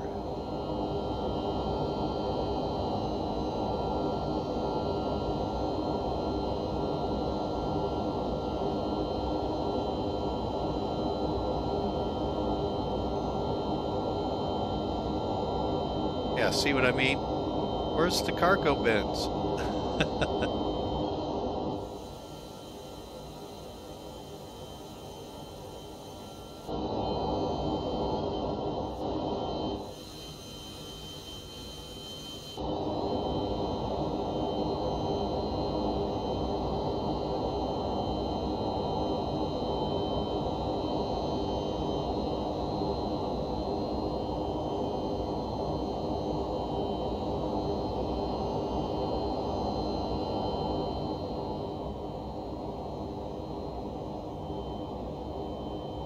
All right, folks. Well, we're on our way. Top of climb is just ahead of us, and we're looking at about an ETA of,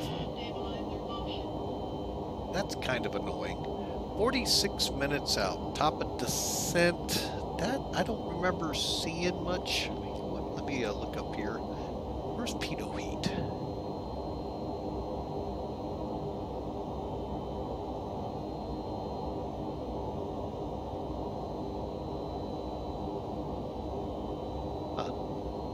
See it. Interesting. I'll have to get into the anti-ice system too. All right, well, we're on our way, folks. Let's go quiet. Let the plane do some talking, and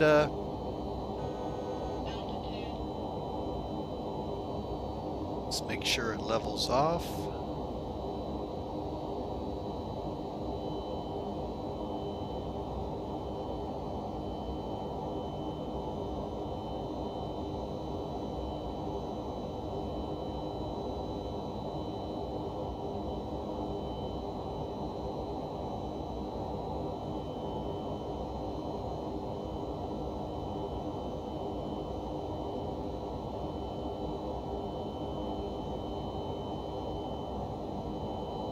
Did it again. It overshot.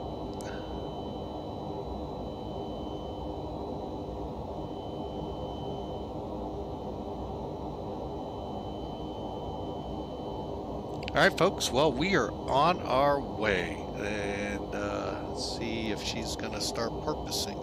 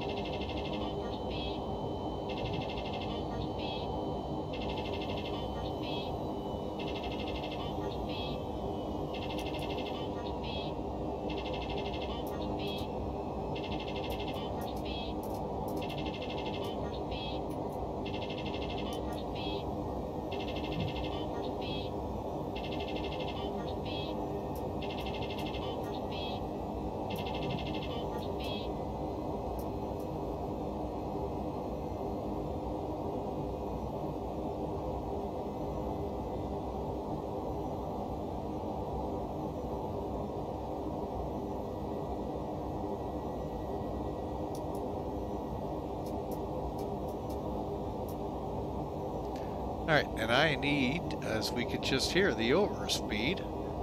That means I need to look and see what we're supposed to be doing Mach here.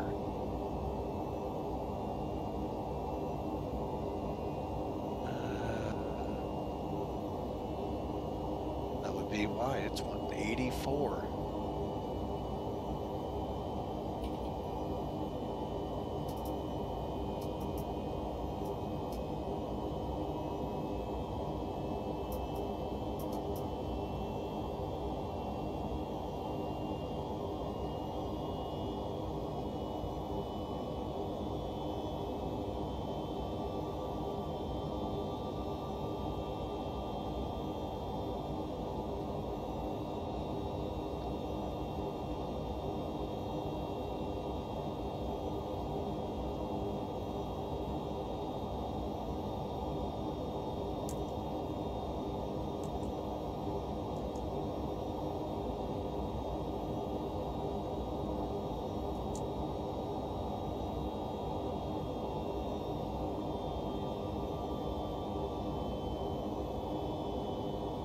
Okay, and you just take a look at something here real quick.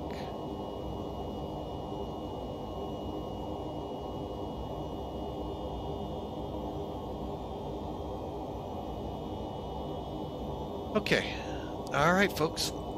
Let's go real quick into a arrival brief because, folks, we're actually not going to be able to be very quiet very long. Let's just look at it real quick, and then we'll get some quiet time in here. Kayla 3. Okay, so our first altitude restriction is below 31,000 at Jack's AV. Okay, so from Springfield to Ginnon to JEX AV, you got the course there. Then we'll be at 280 and 31,000. Zulma under 23 and 280. Kayla above 11,000. I'm going to kind of shoot for that, so that when we come off Big Mac, we're able to make the 10,000 here. And then Albert and Stan and 7,000, minimum 240. So, folks, that is our arrival brief, and we're going to go ahead and get quiet like we said here, we'll probably get about 20 minutes here. So what I'll do is play a little bit of music in the background, and we'll just kind of ease on down the road.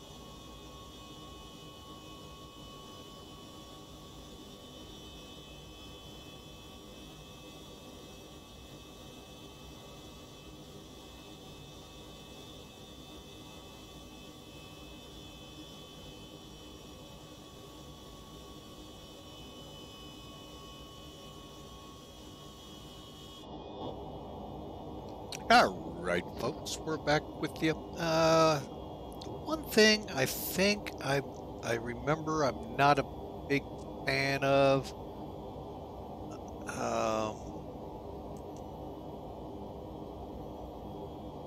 How to find, hang on, let me see if I can remember.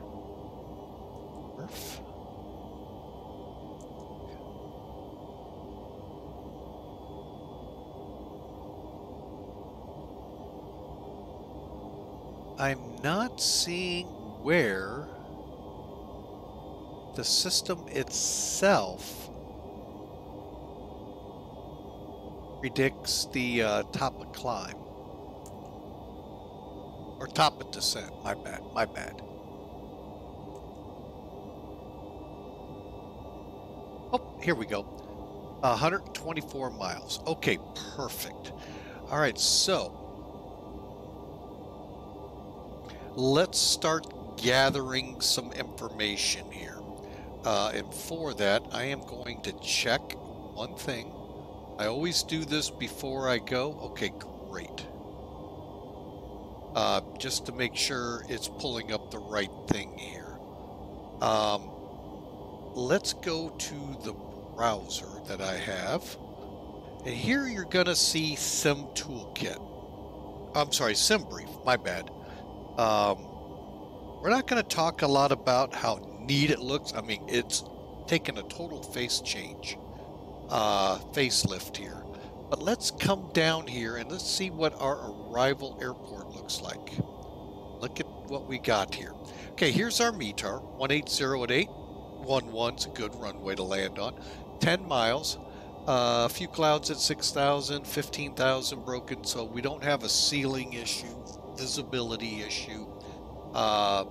Distance southwest CBs so far, and for the most part, if I turn it on here, I'm gonna find their east of the airport, another batch out here in Kansas, southern or central southern Missouri. So we're not affected by that, okay? Now you can see the TAF. More importantly, this is VATSIMs, so that means we must have ATC up in the area, which is Kilo at this time, and visual approaches to runway 11 in use, departing 12 left, runway 12 right, closed. So just a quick recap: 11's the far left runway in our direction of travel. 12 left will be the far, let me get that again. Far right runway will be 11. Far left runway will be 12. The center runway is closed. Taxiway Golf, and you can read the rest of that. Real world should mimic, well, let me rephrase that. VATSIM should mimic real world.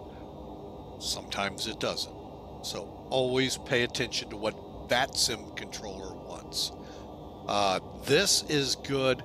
There's a D-ATIS site you can go to, folks.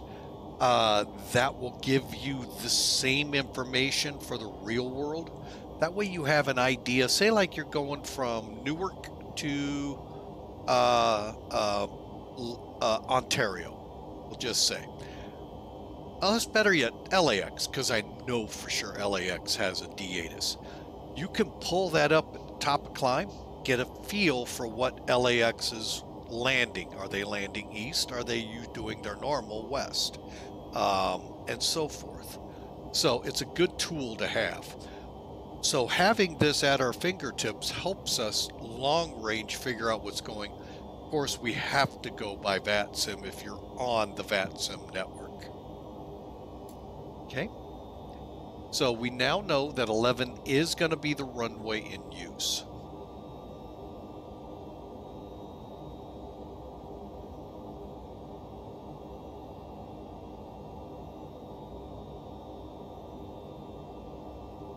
And then a real quick rundown of it. Got it right here. All right, so hide that. And And again, really cleaned up format here. I'm going to go ahead and get rid of the browser. Bring charts up again for us. Well, no, we already know. We're getting close to Springfield. So let's now start transitioning our thinking to our restricted routes. For this KAFW, we're fine at our altitude so long as we can make the descent to below 31,000 by GZAX. And we also have to slow to 280. So we'll kind of see how all of this is going to work out. Right now, I think, yeah, crossing Jenin ought to be fine at 37, but not long after, we're going to have to start down. And then Zulma down to 23. So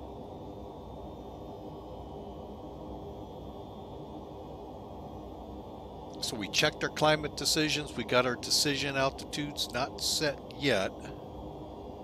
Going for that now. Okay. Let's go radar. And for ILS to runway 11. You know, one thing I don't know about this plane. Let me look at the radios.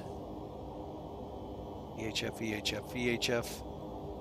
And do we get a NavRad page here? Oh, okay. No, we don't.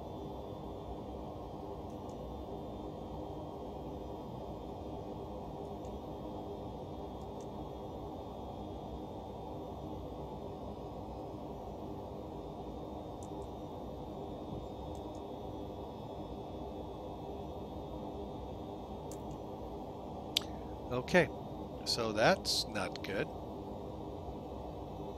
Really don't expect anything on the radar. Okay, so we're over Springfield. Top of descent is this little hockey stick right here. Again, folks, I told you, if you know how to fly an Airbus, got this girl beat. So, all right. Let me try to check a couple of things here so I'm okay with things. NavRad.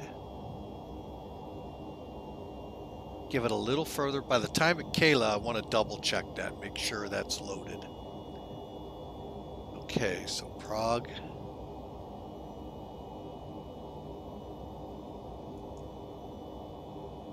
$63. All right. Let us go ahead. Set I'm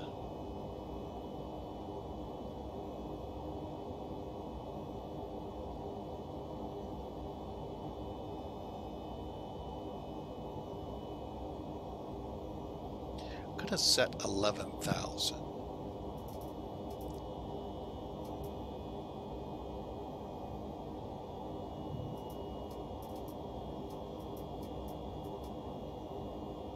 All right, so we're set for 11,000. And then I am gonna watch this like a hawk coming down because we gotta be below 31. We gotta slow to 280. We're not on FMS speed right now. Let's see what happens.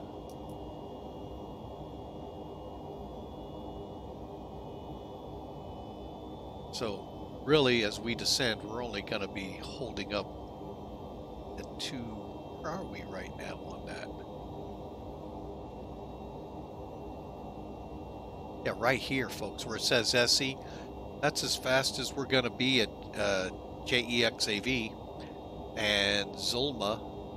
And Kayla, I'm going to probably slow us to 250 and down minimum speed of minimum. So they want us at 240 over these. Okay, ooh, I hope this thing slows. Okay, minimum speeds. So.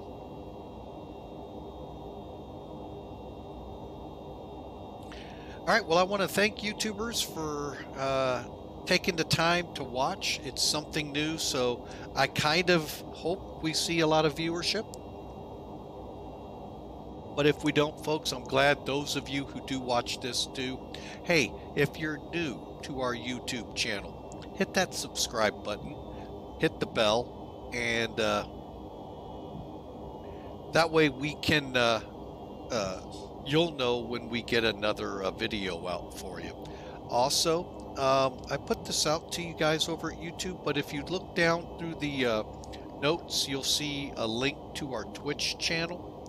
If you go over to that Twitch channel, click about, you'll see when we actually fly live on Twitch. Now, I haven't set up my schedule yet, but for next week, but it'll be up there here shortly, and you'll be able to join us, and you know, we can talk with you. We usually don't open up Discord on streams, but we'll at least chat with you via the chat room on the stream itself. So, but yeah, we'd love to have you over at Twitch. So, again, just go down into the notes there. You'll see a link to Twitch. Go to our About page, and bam, you'll know our schedule. So, again, we love having it. Hey, folks, and if you're over at Twitch, smash the follow button. Both ideas, subscribe and follow. They're free. Just going to let you know when we're live on Twitch or video released on YouTube. But we really appreciate the support we get from y'all, and love having you aboard. So we're about to get ready to come down here. So we are going to see, I don't think it does this automatic.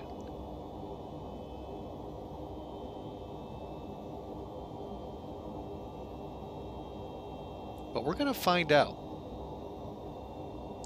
And if I miss it, we'll set it.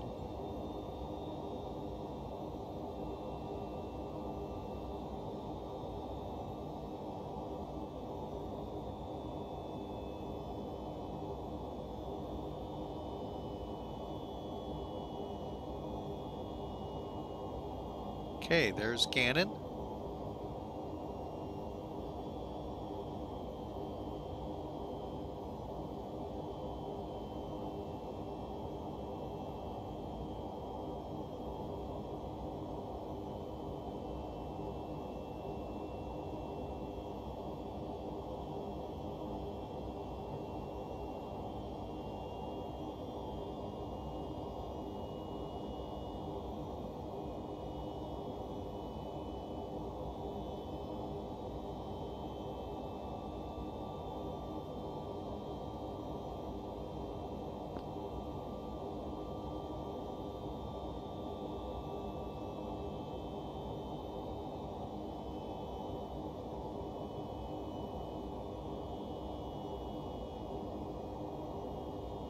Okay, according to this, it should do this automatic, and we'll be coming down here. Now, a lot of times, folks, what I do is I'll fly the tutorial flight first. Okay, here we come over it, and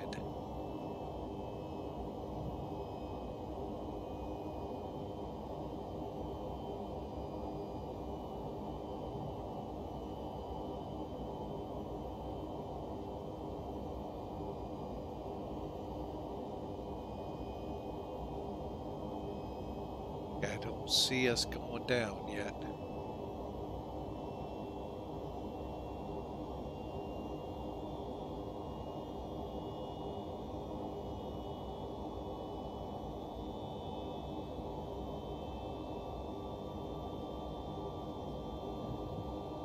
Matter of fact, I see us climbing, so let's see here.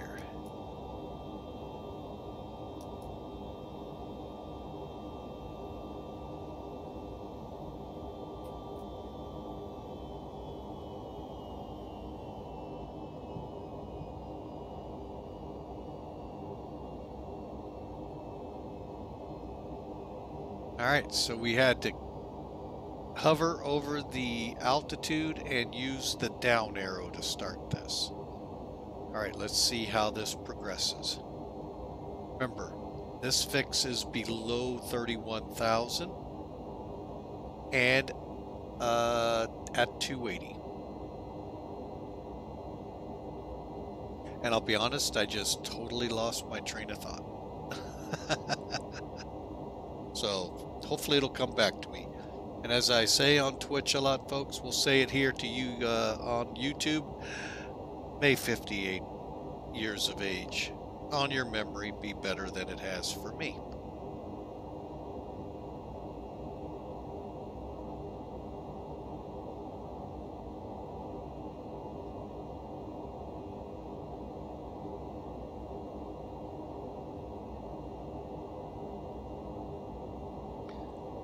Alright, so the descent has begun. We got to get below 31. We're set for 11,000 at Kayla.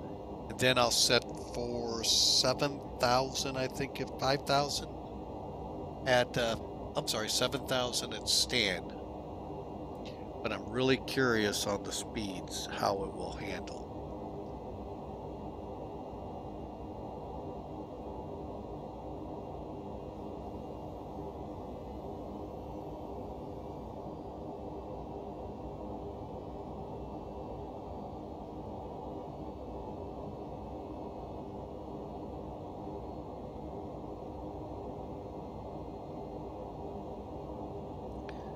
Okay, a little, I guess we're doing 2,000 feet a minute. I can't really tell.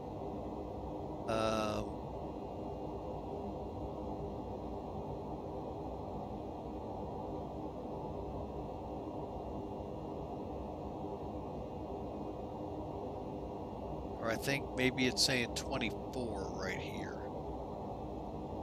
2.3.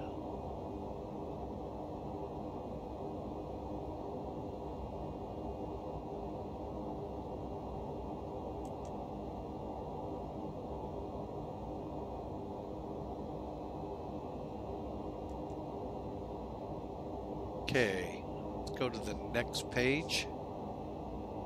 Takeoff approach. See if there's anything we need to go in. 9,000 feet, that's all we got on 11?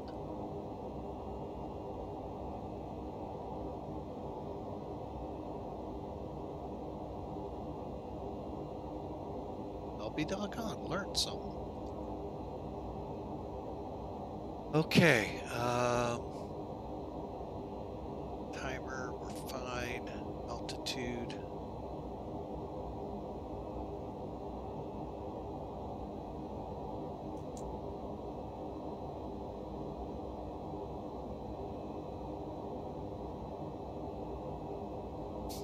All right, so the big question for me now was, did we make it?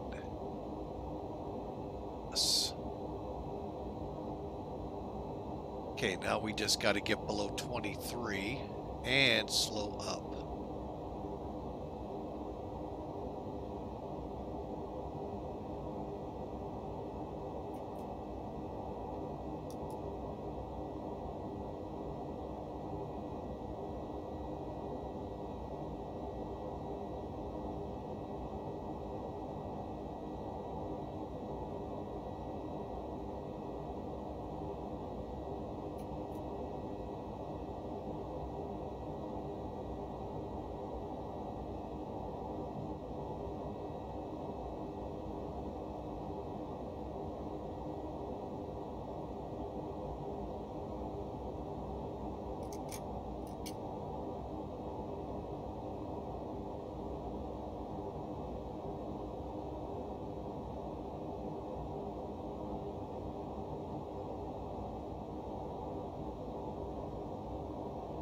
Okay.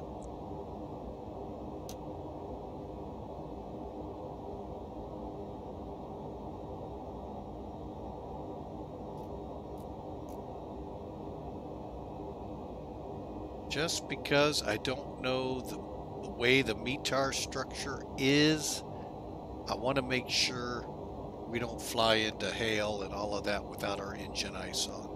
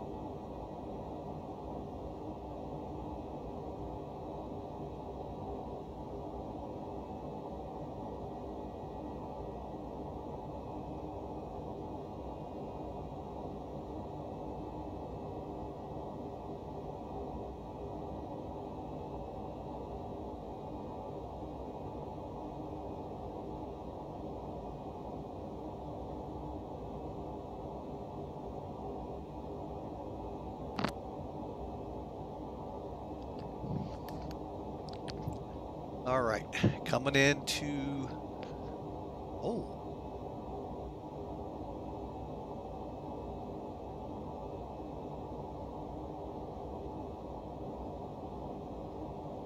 Is this for real?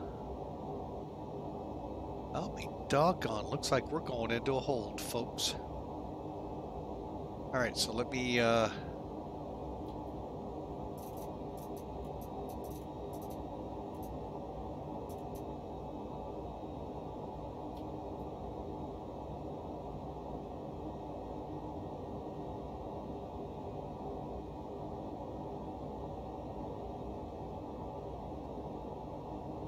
we got a lot of altitude to lose.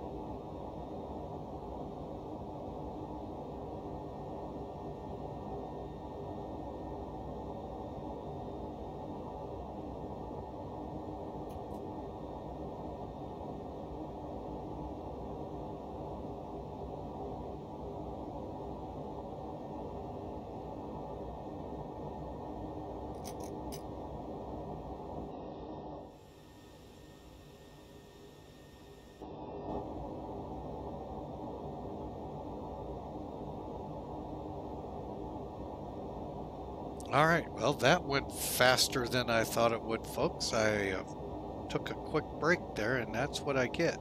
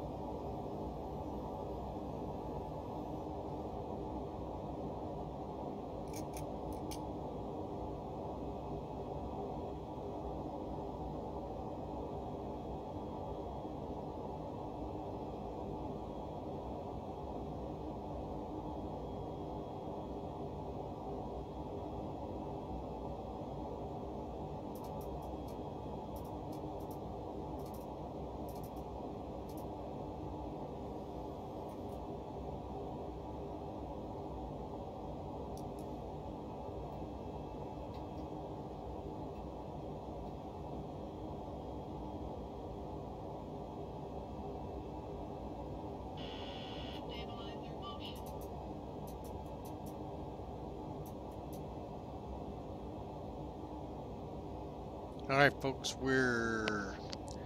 man, I was not expecting that to happen like that quickly, obviously. So we did a nice elongated hold, and we're gonna pretty much go direct here in a minute.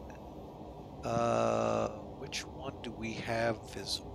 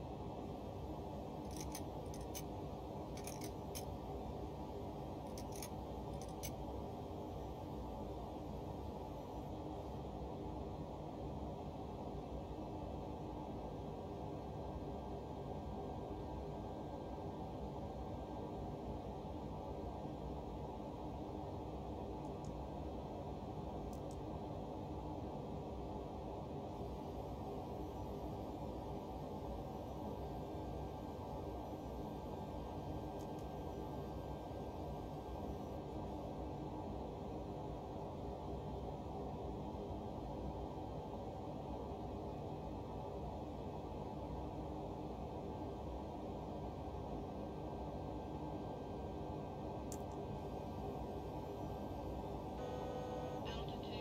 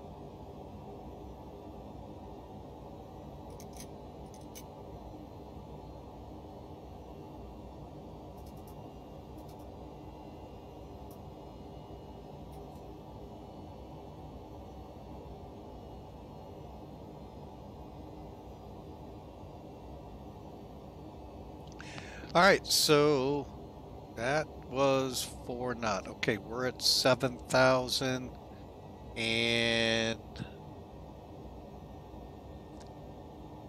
let's go on down to, well, we're just crossing. Let's hold 7 for a little bit here. Then we'll come down.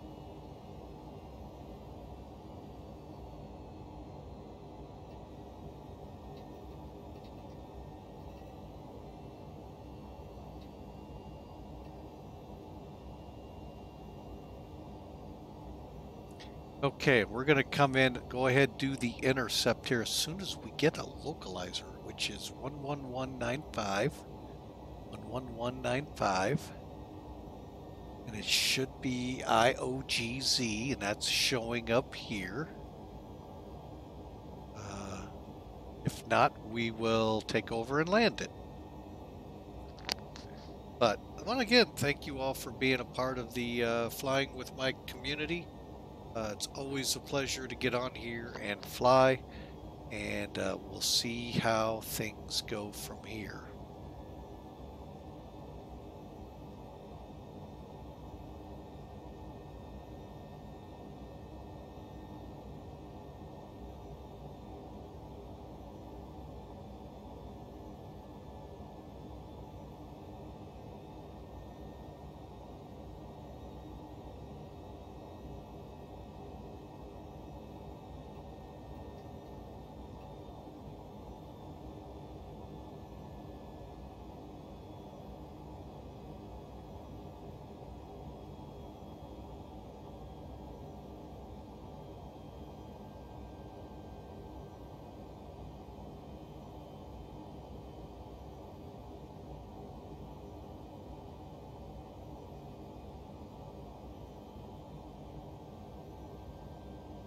really hope I start to see indications that we're going to have the approach.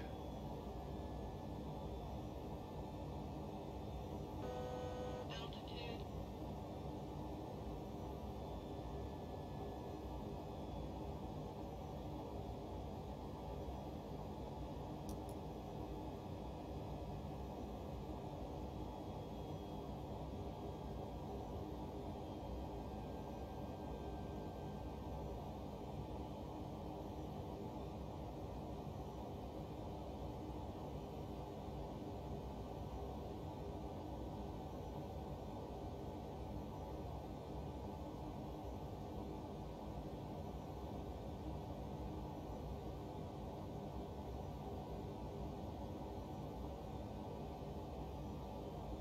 Right, we just got the localizer indication. We still don't have glide slope.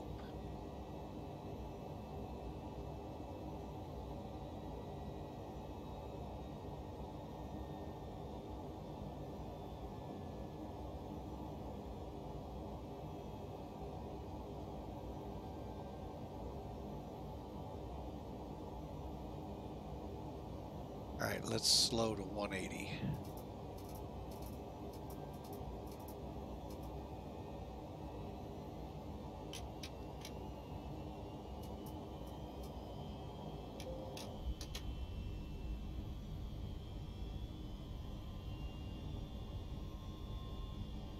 And it has been a while since I've landed on this side.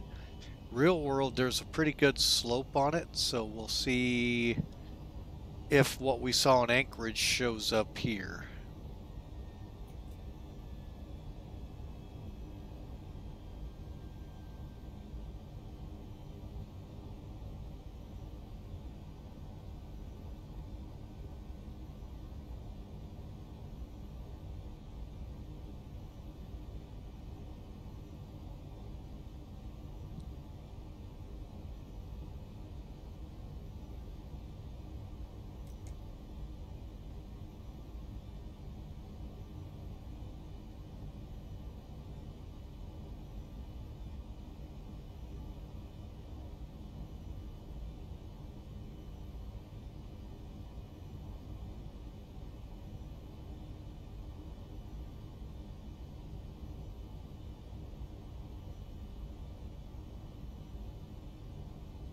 All right, we got it.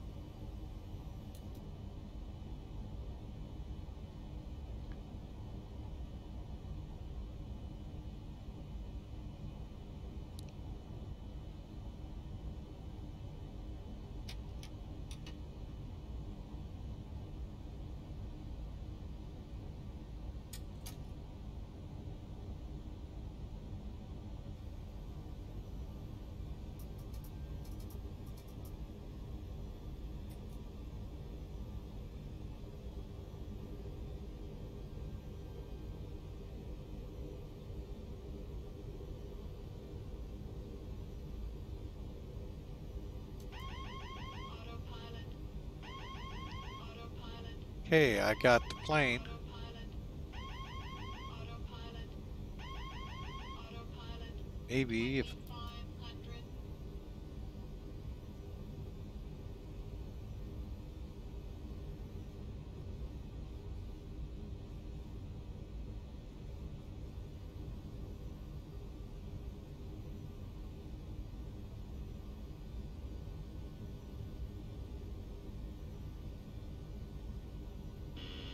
Stabilizer motion.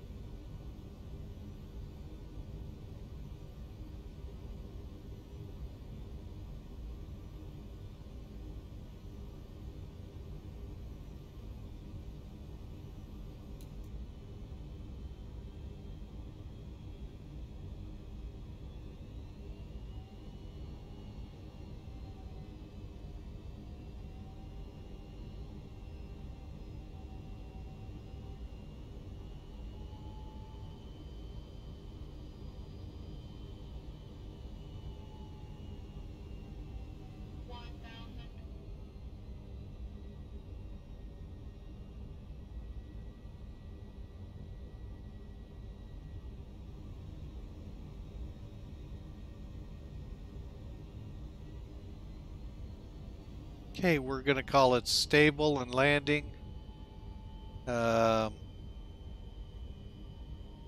Really don't see my flap indication.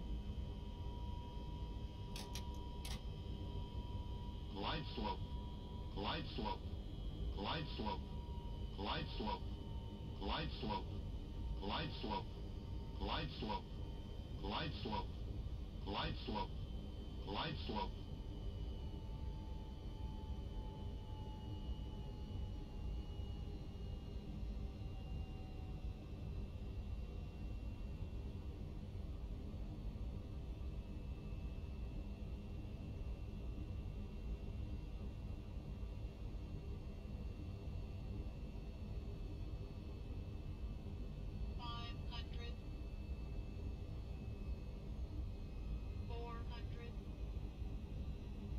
Approaching minimum. 200. 100. Glide, glide, glide slope. 20. 10.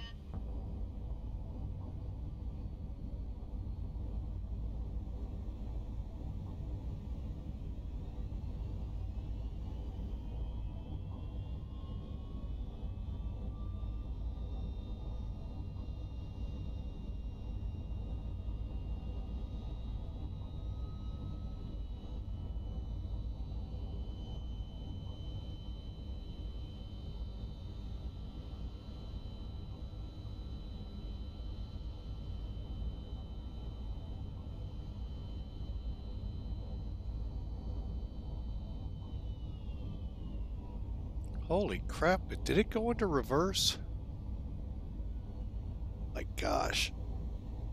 It didn't go into reverse. I have no idea what's going on. I think we're in some kind of an alpha.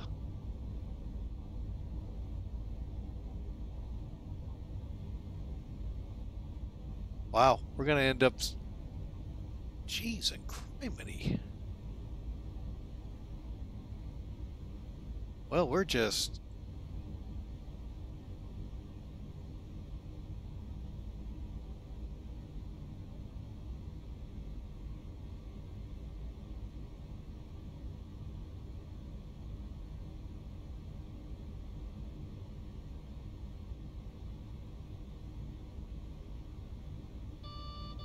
Stabilizer. Full lap. Guess what, folks? It's not going into reverse.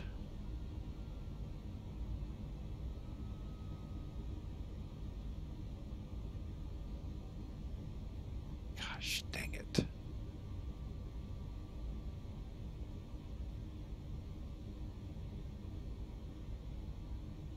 I have no idea why I don't have any kind of...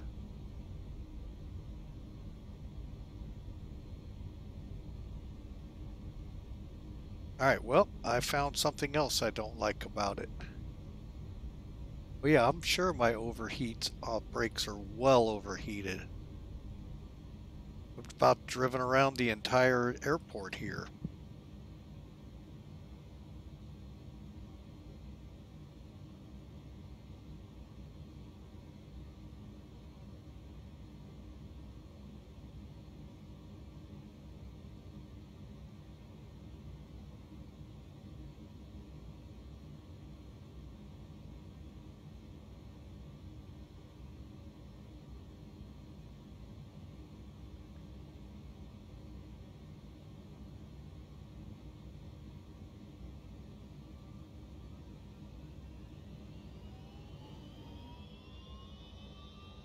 Now they went into reverse.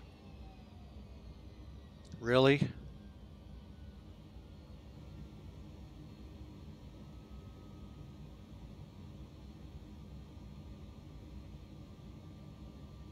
Holy mackerel.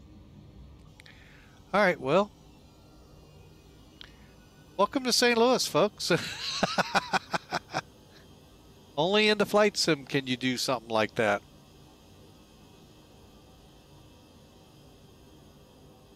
And I'm not happy about it.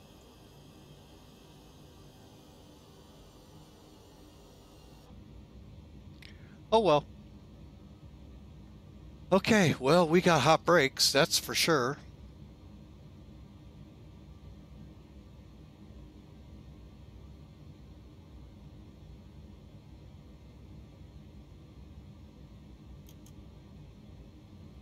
Let's just see how hot it says they are.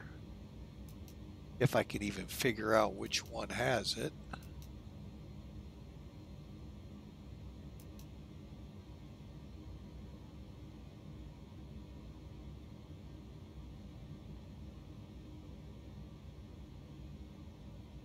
All right, we'll just kind of sit here for a few seconds, folks. Let them cool off. Actually, I think we'll go ahead and start our take it in deal. Yeah, not very happy with that, folks.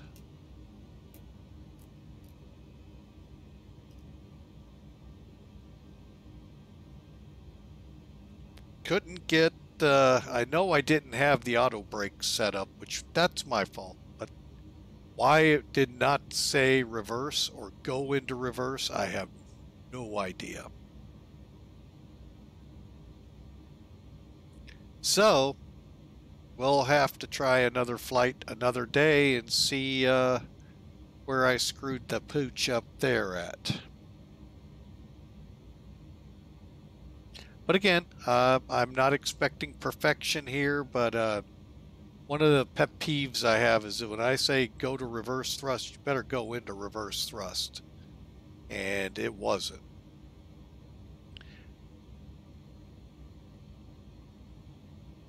So,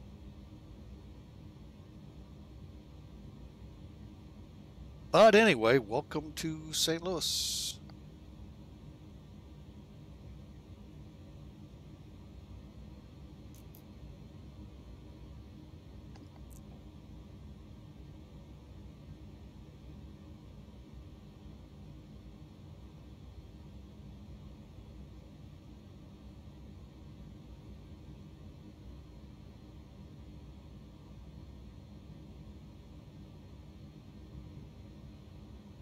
It's funny. It says they overheated, and they should have for what I was doing, but the actual temperatures do not show that.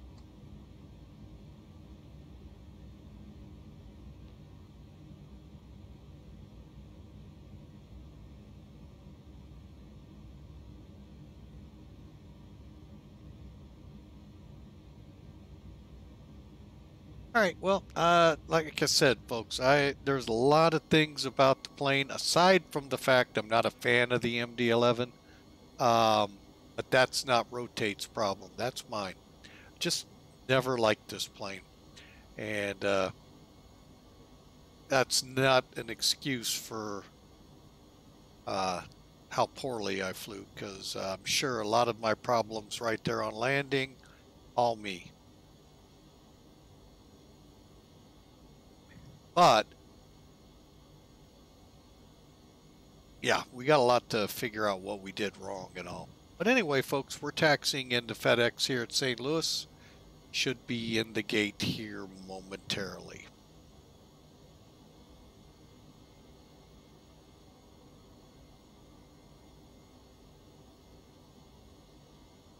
Hope you enjoyed it. Folks, you know, if you're new to this, we'd love for you to click subscribe, hit that bell as a reminder when new videos come out. Also, if you go to our Discord channel, that's also down in the notes below. We'll give you a link to or an invite to our Discord channel. Click on it, you'll be propelled into our Discord channel. We'd love to meet and greet you there. Hey, feel free to talk over this horrible flight. I'm going to go ahead and park over here, even though I think it's too small. But you know what? We're going to do it anyway. We've just been that way this whole time.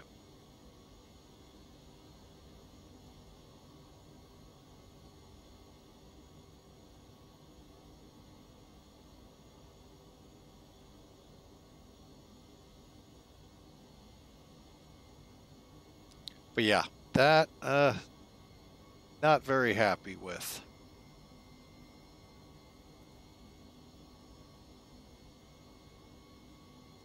hopefully.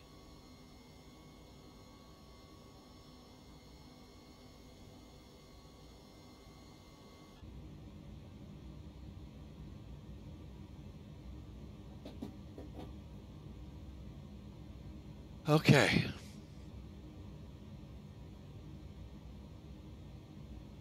All right, what do you think we just shut this thing down? First off, let me see if I can find it. 676, it's not my greatest landing, not my worst at FedEx. Should get it through.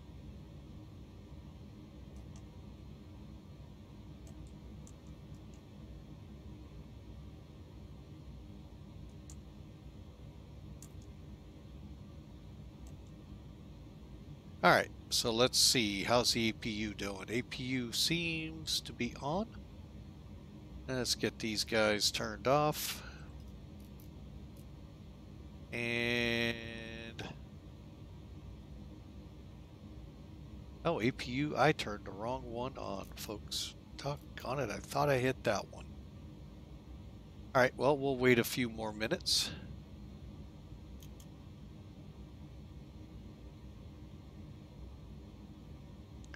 The other question to you guys who fly the rotate, is there a place up here I can disconnect the autopilot? Is it here? Usually up here you can. I don't know why I don't see disconnect. So, of course I could be blind. Let's see here.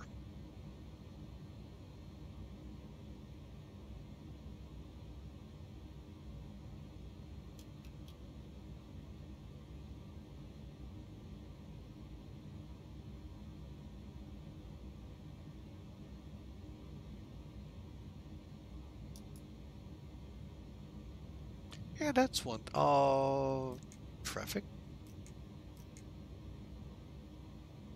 Oh, one thing I don't know how to find on here is terrain radar. Does it even have it? All right, looks like APU is now available. Okay.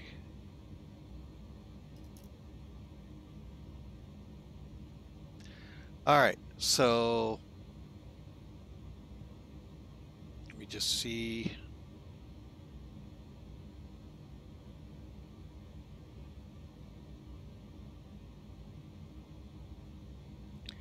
Looking to see if I missed anything. IRS, just in case, since it's saying take them to.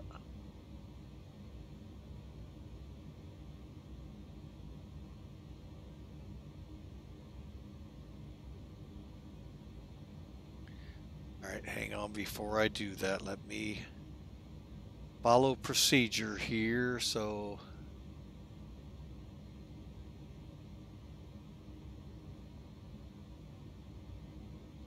pushing it.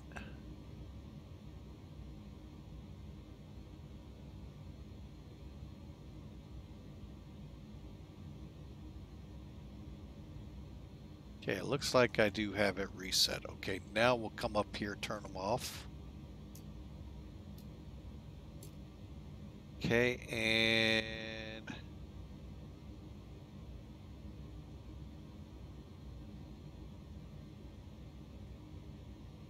review status.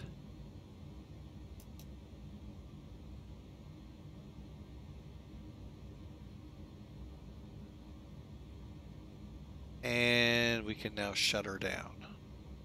All right, so I'm assuming shutdown is as simple as 1, 2, and 3.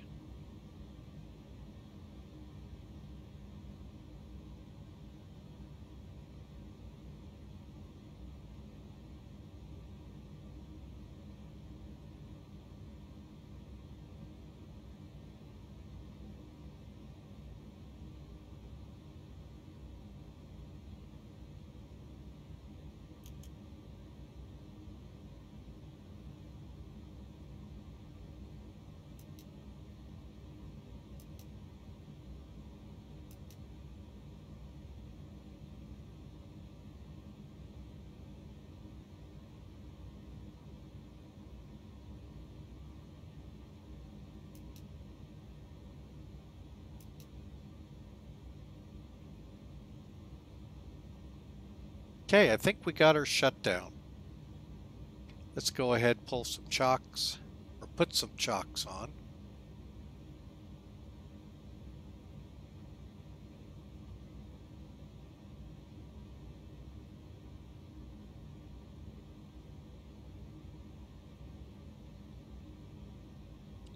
And we can go outside the plane now, kiss the ground, and say, hey, we made it. We got to see St. Louis the old-fashioned way through all the runways and ramps, although I can honestly say we did not hit a building. That I can honestly say. What happened? I have no idea. All I can figure is somehow when I clicked into the page, it just was not putting them into reverse, or it was reading toga. And I've got some things to look at here, like how do you come out of or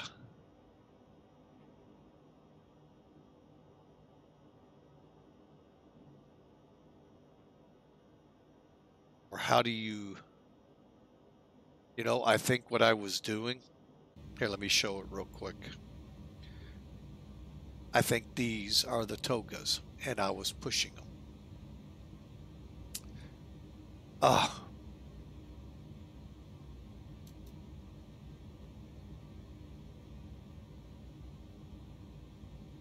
I wonder, is there a way real quick?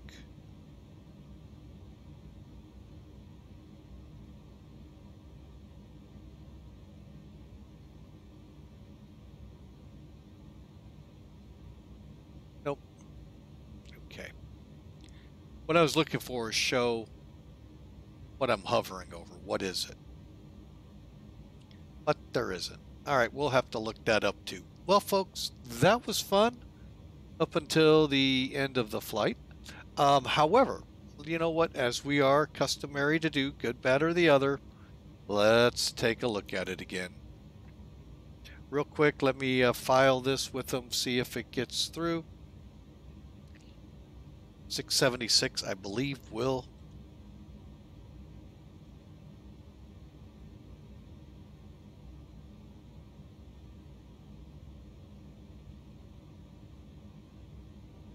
Okay, and I just want to check over at FedEx how bad that was.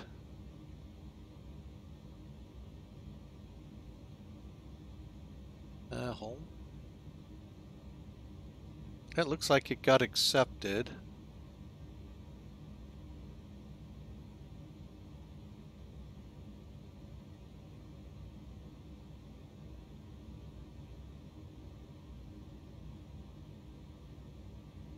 All right, and yeah, I think overall it's not bad. Let's shift gears here. We're not online. Let's take a look at this VATSIM toolkit. 678, so not bad. There's our really horrible, yeah. This didn't help. I didn't make any of my altitudes, so we'll have to really pay attention to what went wrong there. And yeah, it looks like Kansas City was up, but we weren't flying this online, thank goodness. So let's take a look at it though. Oh, you guys weren't even seeing that. My bad. Here we go. There you go. You can see it here. Again, the elongated, there it was. Let's go ahead and finish the flight. So that way it will get the logbook entry. 678. Let's see what the metrics were like besides just all out of whack. And I do mean all out of whack.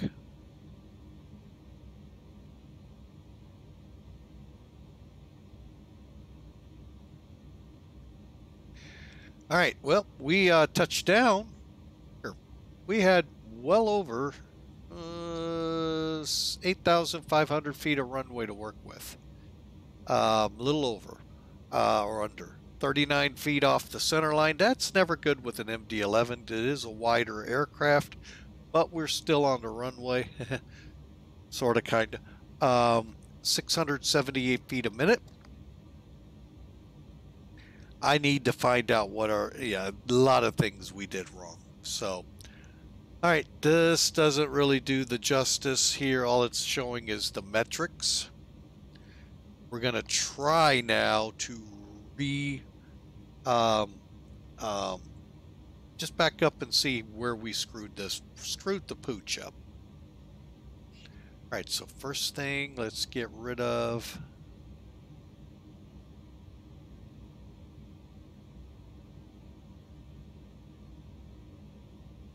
close that up.